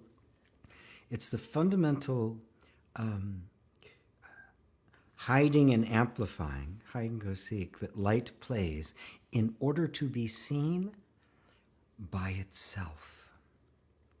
Imagine light being self-modulating, that it's just modulating itself, that the plant doesn't even exist out there, right? I mean, if the light had the capacity to simply modulate itself, to hold back and to give things, right, to let some colors out and some colors back, it would create an entire universe that you would see that wasn't there. That's in fact what happens. But I won't go into that right now. Amy. Hello, Amy. Wonderful, Amy. Red rose for you. That's my Sonia. Hello, Sonia. Just jumped ahead on me. Hello, Bo. Good to see you. Let's see. I'm not going to get through all the questions today. Facebook user Namaskaram from Steffi. Hi, Steffi. Is there an especially powerful time during a day which makes a spiritual practice more impactful? Thank you. Much love from Germany. Not necessarily, but everybody kind of has their own rhythm. I love the early morning, although I have been of late meditating, just going into the silence later at night as well, before I go to bed, and then first thing in the morning. Very early in the morning, I like to wake up, like before the sun, at 4 in the morning. I live so far north that there's a lot of sun. Not as much as you out there in Sweden. So just find your own space, right? There's no cut and dry. There's no hard rules. Just don't make a rule for yourself that says if I don't get that time, then my spiritual practice is not going to be impactful. That would be a belief that would impact your practice. But find your own rhythms. Eckhart Tolle talked about when he tried to write The Power of Now when he was in England. Nothing happened. He just got an inspiration to go to the West Coast. I think he started in California, and then he lives up in Vancouver now. And when he was on the West Coast of the United States, he said the book just flowed. But then times he would have to go back to England, nothing. So don't diminish it, right? There are environments. I used to love when I lived in California, I would go up to Mendocino, which is a beautiful coastal town, and I'd bring my keyboard and stuff, because when I was there, it was just like one idea after another. Things just really flowed. So it's okay, yeah. Just don't make a rule for yourself that says, if I'm not in this space, I'm not going to get anywhere. That's not true. Don't make any rules. Just let yourself naturally flow into the places that feel most natural to you. This is just you harmonizing with the rest of you. Great. Thanks, Steffi. Beautiful Steffi. Rebecca, hi everybody from Western Kentucky. Wow, I think you are my only visitor from Kentucky. Keep trying to get Mitch McConnell to come, but just doesn't seem interested. Hello everyone from hot and muggy Boston. It's Dale. Been looking forward to reminding myself of who I really am. Good. That's why we're here. Hello G and everyone else. Greetings from sunny Sweden. It's Playan and Roberto in Madrid. Roberto, my dear friend. Milo. Hello. I had a very profound experience. Had very profound experiences during meditation, and for a little while, it made me a better person. But it did not stay very long that way. Do you have any advice for how I could integrate these experiences into my daily life and make them last longer? I can't do that, but I can point you to that which doesn't require a particular experience in order to be the perfect person, the perfect self. One of the big misunderstandings in spirituality is that somehow it's this experience I get, right? And so seeking becomes about trying to get and hold on to these kind of peak experiences, these, It's like a journey, right? Like a plant medicine journey, or or just come. Oh, I've had the experience of oneness, or the ego drops away. I've experienced ego death for a bit, but then it comes back, and we think, oh, okay, so that's what I'm after, right? No, it's not. Anything that comes and goes isn't you. Anything that comes and goes can't be it. Because if it's truth, it's always true. It cannot be something that comes and goes. What comes and goes is an appearance. Right? They are feelings, they are thoughts, they are experiences. Even the peak experience, even seeing God, right? Papaji, before his awakening, was with Ramana Maharshi, who was his guru. And from the time he was young, Papaji, his actual name escapes me now, his given name, he literally experienced Krishna. He was a devotee of Krishna, not a Krishna, Hare Krishna one, but a devotee of Krishna, to the point where Krishna appeared to him. He would talk to him. They would play together. And this continued actually into adulthood. He was as real for him as I am for you, right? Whereas, the person you're with right now is for you. And he was he'd go up during the day, up into Mount Arunachala, and he would play with Krishna, and then come back down to be with Ramana. Well, he was coming down once, and Ramana was walking up. And Ramana said, what were you doing? And Babaji said, I was playing with Krishna. And he says, oh, you see Krishna? He says, yeah, seen him all my life. We play together and like. And Ramana says, is he here now? And Babaji goes, no, he's not here now. So he says, anything that comes and goes isn't real. Find that which doesn't come and go. Whoa. It shook him to his boots. But that was the open door that led to Papaji's enlightenment. Right? It wasn't an experience. You're not an experience. You are the ultimate experiencer. And the experiencer cannot be an experience. You cannot step outside yourself and experience yourself, can you? You are always here. So any experience you have, no matter how wonderful it is, right, is only an experience. When you recognize that, right, the experience will then take its rightful place, not as an integration into you, but an integration into the idea you have about yourself. And it will begin to dissolve it, to permeate it, to weaken the grip of the ego. But no matter how weak it gets, even when it completely disappears, right, it's not you. And the process by which the entire thing had happened is not you. You are that which is aware of it. You don't need to integrate anything. All experience is appearance. It is phenomenal and therefore not real. When I mean not real, it doesn't mean you're not experiencing. It's not like it's a hallucination. What I mean is it is not objective. It has no entity other than your experience of it. Look for that which is not coming and going, because that is the reality. You are the reality. Is it not you that is there before you meditate, during the meditation, and after the meditation is over?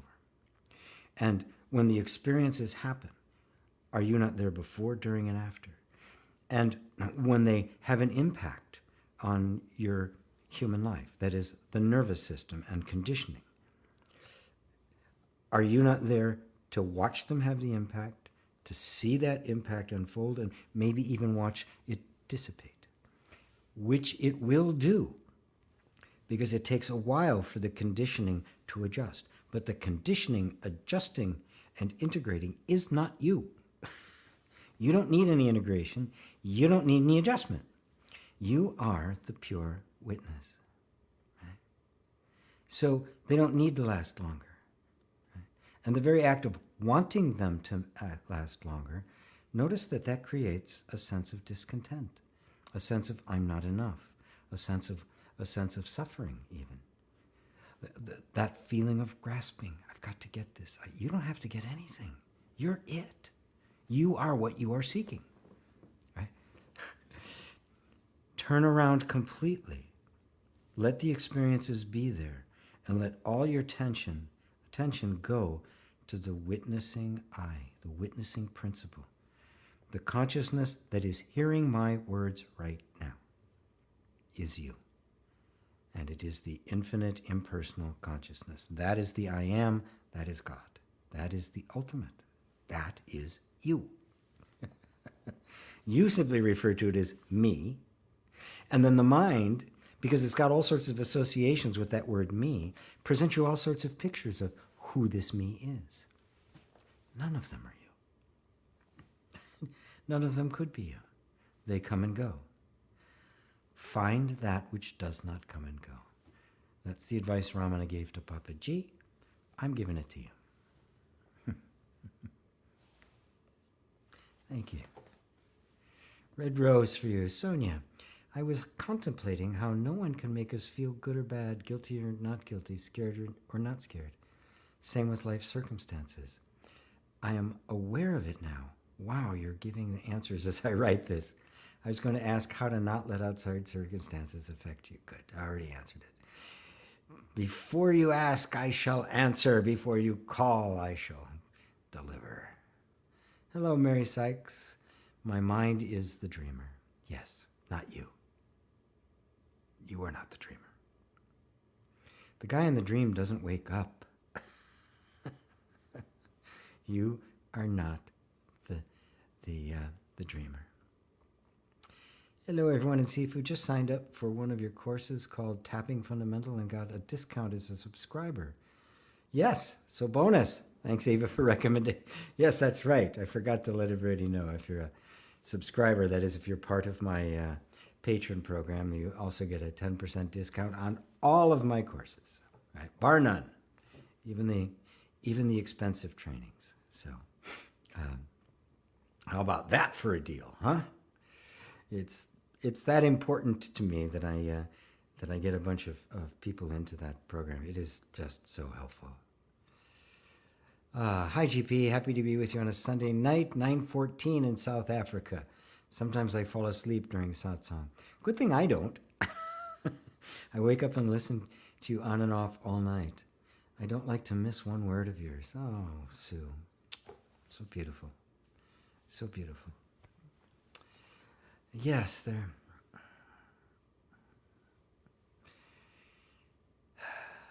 If I thought I was responsible for these words, I would be very, very embarrassed of myself. They spring right from the heart of truth. Right? There's not even anybody here speaking them. You know, they just kind of, it takes over. Beautiful. Puya.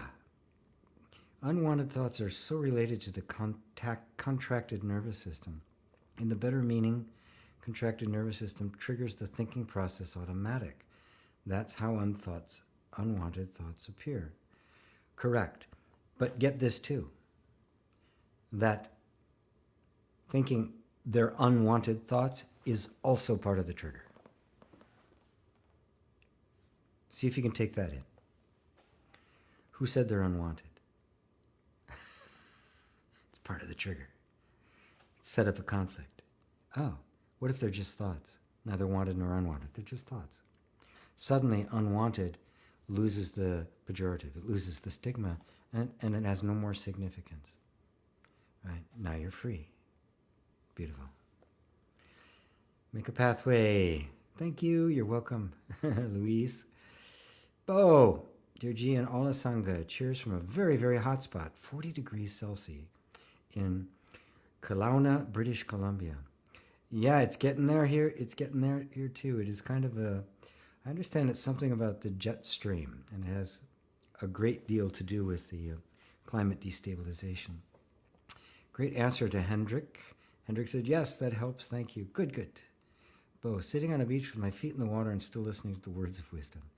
Even our parents couldn't do it without having to travel to India. Yeah. We should be so grateful for the benefits of the internet. Yeah, the internet is it's kind of a manifestation of our oneness. It is a manifestation of the universal nervous system, that we in fact are one being. That is a fact. We imagine ourselves to be separate. And that's what the real meaning of this is. Of course, as that connectivity happens, right, and that sense of other falls away, all the noise of the ego, right, and the greed and the stupidity and the like, all of that we'll be hearing it from all over the place. And so it's just more nonsense, and you learn how to just kind of phase that all out, right? It's just kind of bigger. Eva, thank you for your answer to Hendrik Beck. I can see clearly how fragile my freedom is, no matter that I recognize all your teachings as truth without any doubt. Oh, good. Good. Wow, beautiful. I don't doubt them. It's sometimes my mind does doubt, right? And for a long time I struggled with doubt, right? Because I thought somehow I had to get rid of doubt. Then I realized, well, who cares? It's just a thought, right? So the mind's doubting. The mind's always going to doubt, right? Of course it's going to doubt. It can't see the truth. So it's always going to doubt. So it's about, I don't know if that's true. Oh, that's true. Almost true. Very close. You're very close. It doesn't, there's no doubt in the self, is there? It's just another cloud passing. Hello to Marty Hale in Vancouver. Science of Self. Oh, it's a new, I don't think I've seen that name before. Maybe I have. As I go through every day, I look at my thoughts all day long. I notice, feel, and release. I understand my imprints reacting to the stimuli it encountered. I feel separate, but suddenly feel closer to everyone I meet because I understand they deal with the same mechanism but are unaware. That's compassion, my friend. That is compassion. Ah, that's right. It's all of us. I'm now intuiting, avoiding triggering anyone in any way to lessen their burden. Am I onto something? I read it and it smells like a small deal, but it feels so big. That's compassion, right? You're noticing, right? You're not. Don't think that your spiritual ascendancy means you will never ever trigger anyone, right? Right. You become conscious of it. You become consciously engaged with people, and you recognize that. Because you're not unconscious, you're aware of them and what will trigger them. Now, I have to tell you as a teacher, sometimes I'll do it. I'll hit that button, right? Right? If I'm in a position where together we can let that trigger become exposed and they can get a bigger sense of freedom, I'm more than happy to go, bing. Let's see what happens. But in fact, in the Just Allowed course, there's one section that's called intentional triggering, right? We can do that to ourselves. It's a very powerful way of really clearing out the system and creating a space of inner safety. But obviously, like you, if it's not somebody I know, I don't have a relationship with a teacher with them, I'm not going to trigger them. I'm not going to purposely do anything like that. But just recognize that you might, right? You just might. Right? It's okay, right? You don't have to beat yourself up for anything. You don't have to say, it's my... The energy and desire for a deeper compassion is growing directly out of your deeper seeing. And as a result, because you can see, and because you do know that they're having exactly the same experience, and because you're looking at it from a higher place, you can include them in your higher space. And, at some point, if you're actually a teacher, you create an inner environment where you can go, dong. And it will be in a space so safe that that it'll bring healing. It'll bring liberation for them. So it seems like a small deal, but it feels big. Compassion is a big deal. When it is not a behavior you're trying to act out, I'm going to spiritualize, I'm going to be compassionate, but it has naturally arisen out of your understanding, which, as I'm seeing here, it has. Right? That's the feeling I'm getting from it. So, trust it. It's leading you on into deeper and deeper space. Beautiful. Jay, talking about, I can't remember the guy's name, Henri Julecourt? Yes. He's the one who interviewed David Godman about Ramana Maharshi, and you could tell Ramana had a great influence on him because he's really skeptical of teachers like Papaji, Muji, and Gangaji. He compares them to Ramana's teaching and method. Now, using your own terminology, they themselves probably consider themselves as a candle to the intense flame Ramana is. But to label Muji having a Muji cult and a fake guru, Gangaji being boring and not realized, to me feels like he has a picture of what a self-realized teacher should look and talk like. Now I realize that's where I remember him from and seeing those interviews. I would tend to agree. If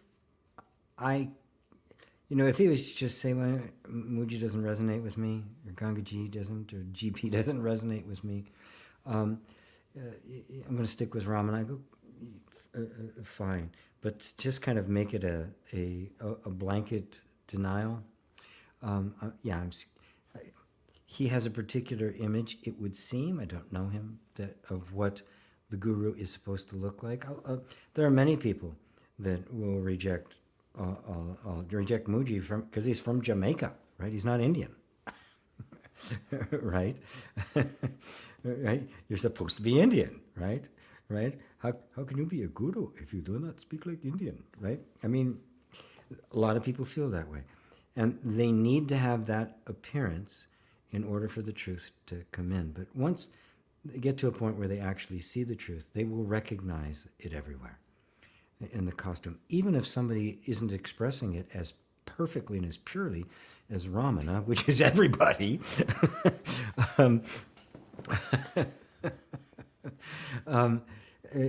it'll still be discerning that it is the same energy. What he's done has made it a personality without realizing it. Like somehow truth has been confined to a form. That can't be the case. Yeah, so, I think you assessed it correctly, Jay. Bongawe Mukwanasi. Boy, I'm really sorry about butchered your name there. Hello, how do I access my inner self and stay in touch with my inner self? What a great question. Oh my goodness, I'll go for a little longer. I can't help it. It's the questions get this deep and I want to Okay. You can't access your inner self. Notice that when you say accessing my inner self, you've made you and yourself two different things, right? How do I access my inner self?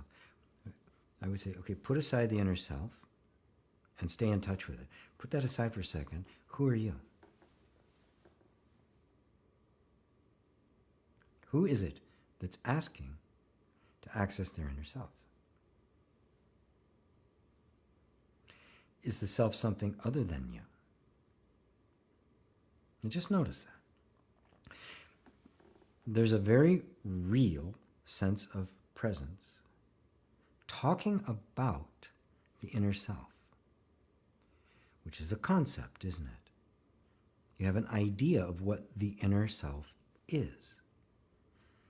And it's a spiritual idea, probably an advanced idea, but it's something other. It's an other that I have to get to. Who's the I? Who's the I that is aware of this thought, inner self, that I have to get to and stay with? Right? And even if I get to it and I stay with it, do I still not have two? I am not, in that case, I am not it. So there will always be this. There will always be this gap. Now just notice, there is someone, something that is aware of this concept, inner self. Put that aside. Just completely set aside engaging with the sense of a self I have to get to.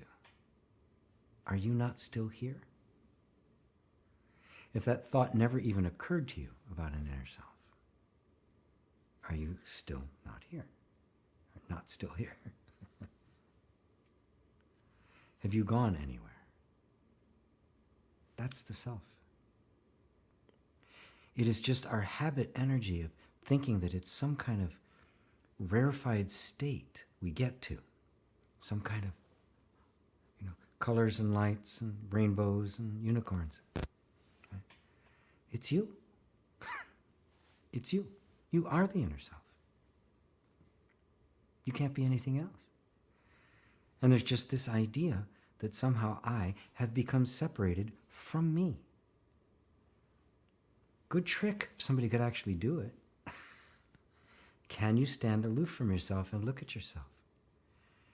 So you are the inner self. And you don't have to be in touch with it. You can't lose touch with it. It's you. This is the simple truth. It is you.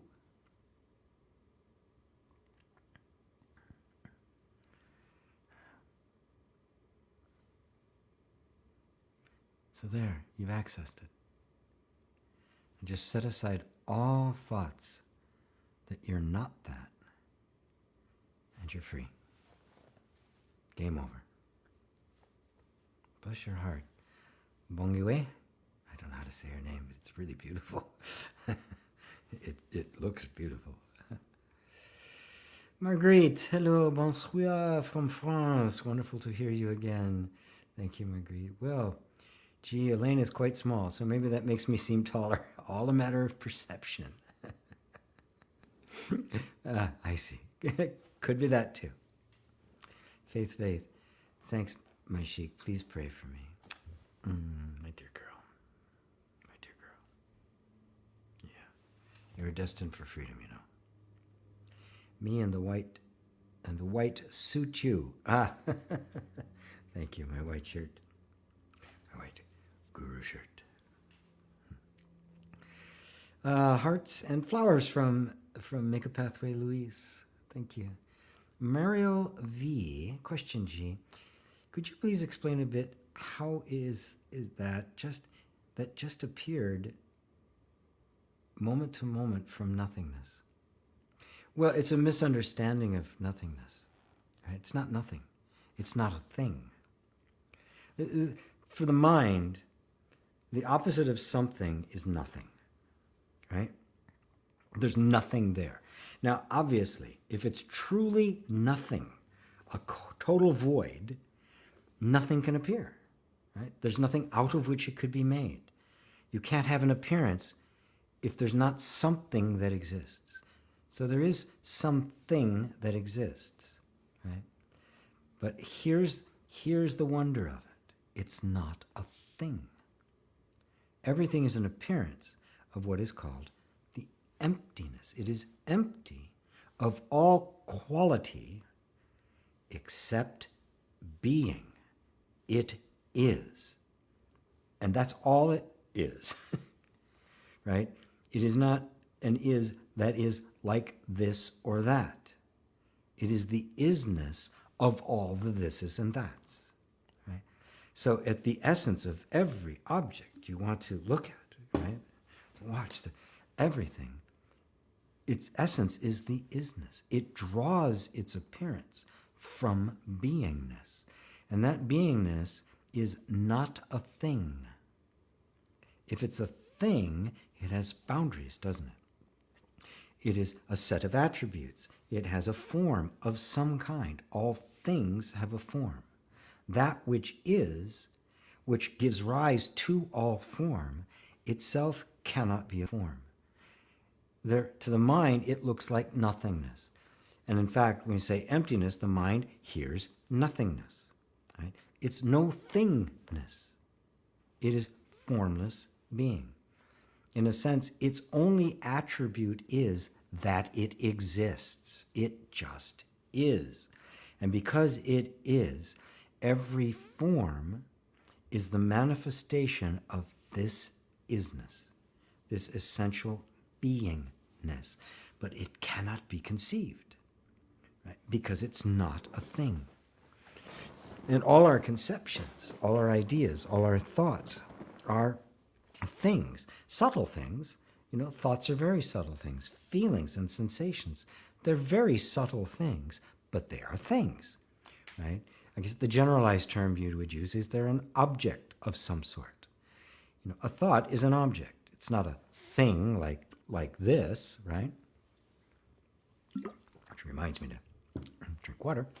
It's not a thing like that, but it is an attribute. It has definition. Right? The self, reality, doesn't have that. What is not a thing at all. It is not, it's not appearing as anything else. This is, the mind cannot go beyond the thingness of a thing. It cannot step into that space. You go beyond the mind because it's you. You are that. You are that no thingness. Right? And just ponder this for a second. Do you not exist? Isn't that a self-evident fact for you? I am. That's the isness. You are what is. Is there something else that made you? No. No, there isn't anything beyond what is. Right? That's where the buck stops. Therefore, if I am that. I am that isness. And everything then is a manifestation of me. And I like that word for God, me. The street name. God has a street name. Yo, what's up? I'm me. Thank you, Mario. Does that help? Wow, does that help? Let's see. Rez, only your belief in it is what makes the difference, but then where does that put the idea of the earlier question that you can heal from afar?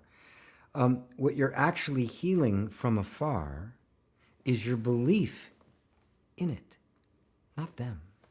You don't have to heal them, right? Just like you think, oh, somebody can take my energy. I believe they can, therefore I experience it through the belief. I believe that there's somebody out there who is sick. I'm only dealing with in my own consciousness. That's it.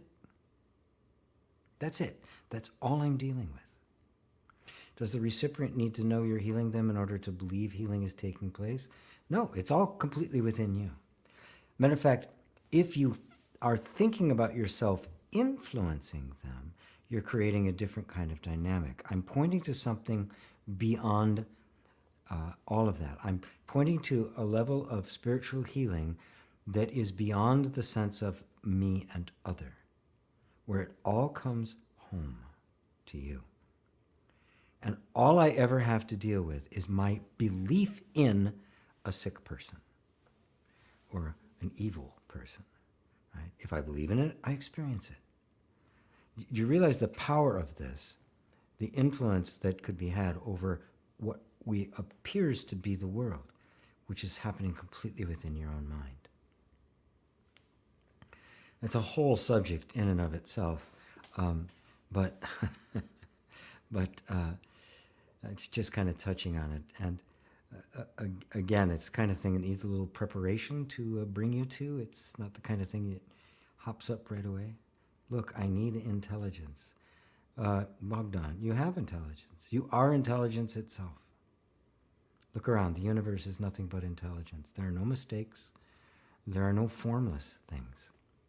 And you are the intelligence of that. Oh, I get more hearts and flowers and rainbows from Makeup Pathway Louise. Rosalind. Hello, Rosalind. Sometimes I like Palo Santo, and it's so peaceful and quiet. I'm trying to not think of outside influences being toxic. Am I feeling safe by myself because it's reliable? Sometimes it feels static that I'm not doing more. Thank you for this time. I'm loving homeschooling. Oh, great. Wonderful. It's both, right? Withdraw into yourself. Don't think of anything outside. I'll do that. Light a candle, light some incense, just sit in the quiet. And one of the reasons I like this apartment is because the atrium, the city's over there. I shut this window, and it is very quiet. Very, very quiet. But I've also cultivated the capacity to be in that quiet space when I'm on the subway or when I'm standing in the middle of traffic, right? Because my inner space is not subject to that. But the practice always starts with first getting quiet. That's why retreats are valuable, right? That's why I do them, right? To create a quiet space where you can get in touch with that. And then intentionally trigger, kind of bring the other stuff up so that it starts becoming your baseline. Right? So it's okay. Palo Santo, I like it, love it. I always fall into a deeply grounded place in your satsangs. Thank you with all my heart. So, you're so welcome. You're so welcome. And I'll forgive myself when I do. I think I covered that already for Science of Self. Yeah, I'm getting towards the bottom here. I'll keep going for a minute. Hemok, it's been so long, G. I'm glad I was able to make it. By the way, how do you get people to stop thinking you're a sociopath? And is there really a difference between someone who's awakened and an actual socio mentally when the negative connotations are disregarded? Oh my God, yes. Because the awakened one is not a misfit, right? They're awake. That's all. They're awake to all of that. They're awake to the functioning of the ego and how the ego works. They're awake to how the ego can so serve itself that it loses its capacity for empathy and therefore becomes sociopathic. That's what it is. It's the incapacity to feel empathy for somebody else. The awakened person cannot do that. They cannot help but be aware of the effect that they have on others. Right? Even though in the depth of the knowing, they know there is no other, right? But then it becomes a matter of not how am I treating others, but how am I treating life? How am I treating myself? Why would I mistreat myself? And then seeing that, it makes you actually capable of making intelligent and loving decisions about what the right things to do. What kind of an economy should we have? How should we organize ourselves, right? Because we want to organize ourselves because if we do, we make life easier, right? So what's the best way to do that? If I'm free from ego, I will not have any kind of ideological attachment to one way over another. I'm a communist or a socialist or a capitalist. All of those will become neutral, and I'll go, what works? What works for all? So there's it would sound to somebody just hearing non-dual speak from the outside that it's like sociopathic.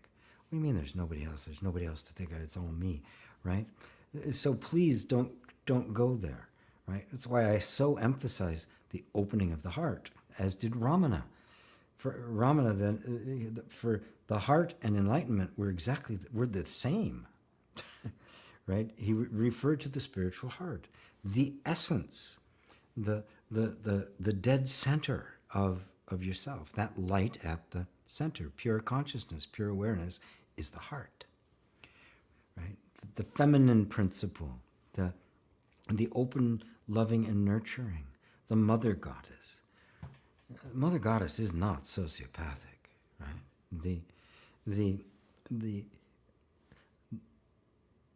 The tribe, the ego, is, because it can't see anything other than its own point of view, or the point of view of its group, which is what an ideology is. A group ego. That's all it is, and is all completely wasteful. Let's see. So no, they're not the same. They are not the same at all. Right? One lacks empathy or compassion. The other is nothing but empathy and compassion. The only difference is that empathy that is rooted in the deep wisdom will not suffer because of the empathy. And that's compassion. And that absence of the suffering, that is, not having an attachment to any particular outcome, right, is the space in which others can realize their own freedom. It is not indifference. It is absolute caring without suffering. That's a nice way to put it. Jay, thank you for another beautiful satsang. Henri might disagree, but Ramana Maharshi's teachings are ever flowing through teachers like you. I like to think so. I've not seen anything I say that contradicts what he's said, and I've also watched how he addressed things.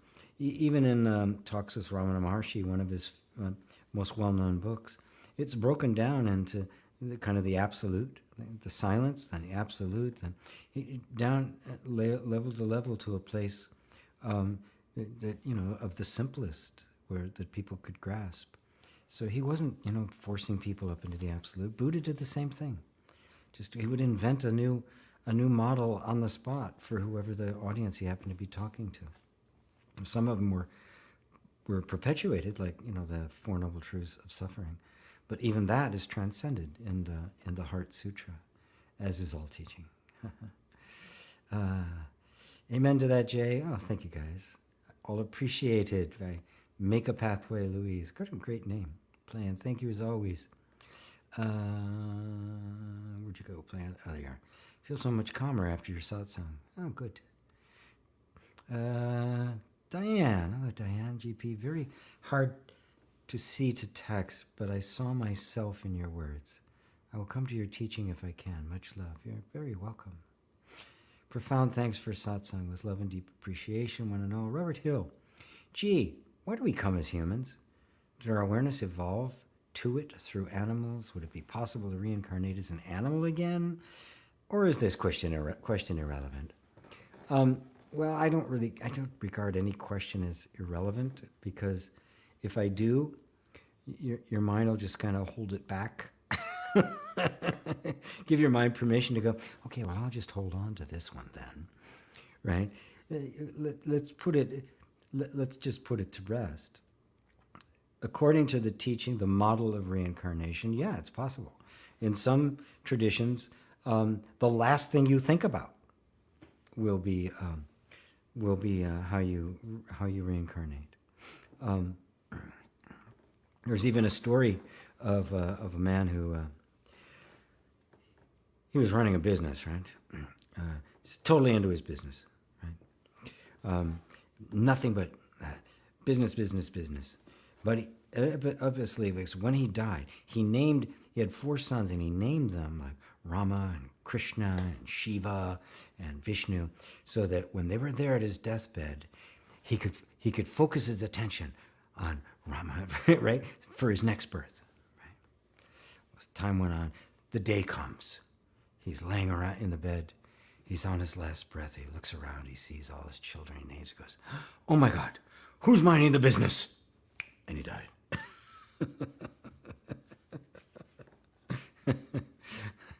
You can't. You have to develop the character over time. It's just not going to be able to sneak you in at the last minute. The last minute you accept Christ as your personal Savior, and that's it, right? It doesn't matter what you've done.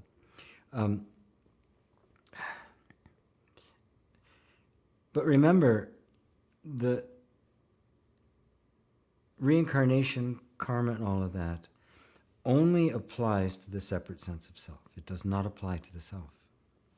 Okay? So what we call the human is manifest awareness. It's not awareness didn't evolve.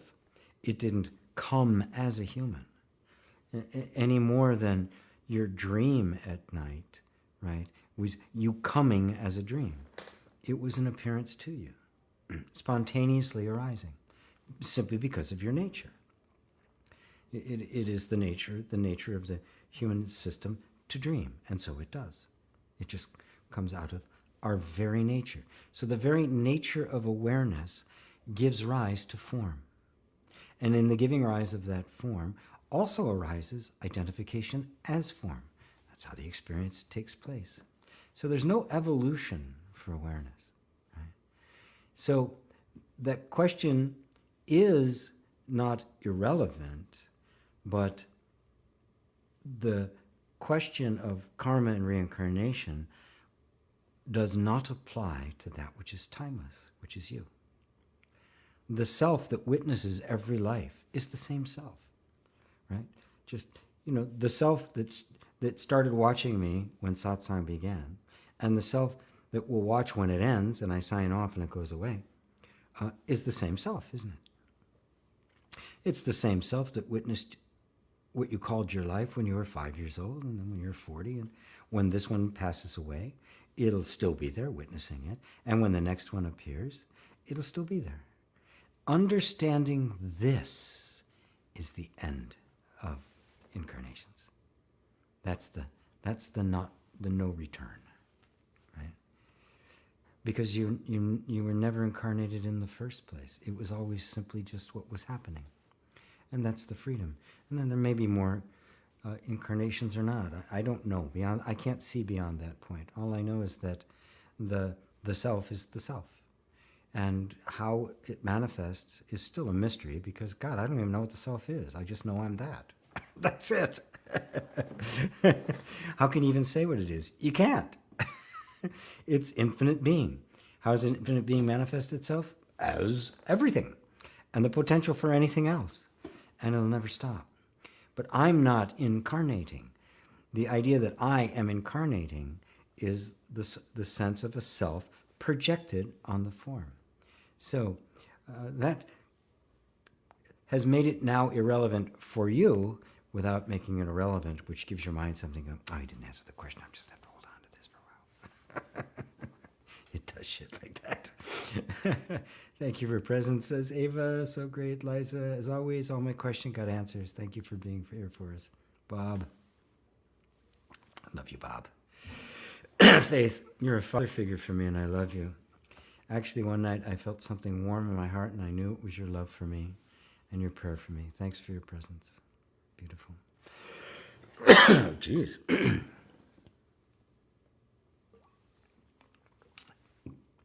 I have a lot of kids these days. I've become the father figure. I used to be the hot guy. Now I'm just the father figure. Oh, well. Life changes. Inbox me for accurate reading. Okay. Thank you, GP. I'm grateful for your perspective. It's so cool. You're welcome. So cool. Is that Mikey? Inbox me for accurate reading. Dear GP, so good to be here. So good to have you, Sophie. Well, that's it. 2.5 hours. I got through the whole list. And wonderful, wonderful, wonderful, wonderful. So thank you all. Thank you all, my dear friends. Thank you for being here. Oh, I should look at the camera so I look at you, right? So I look at the comments over here and I can look at the camera. So thank you all for being here. It's a great pleasure. And as always, it's such an honor.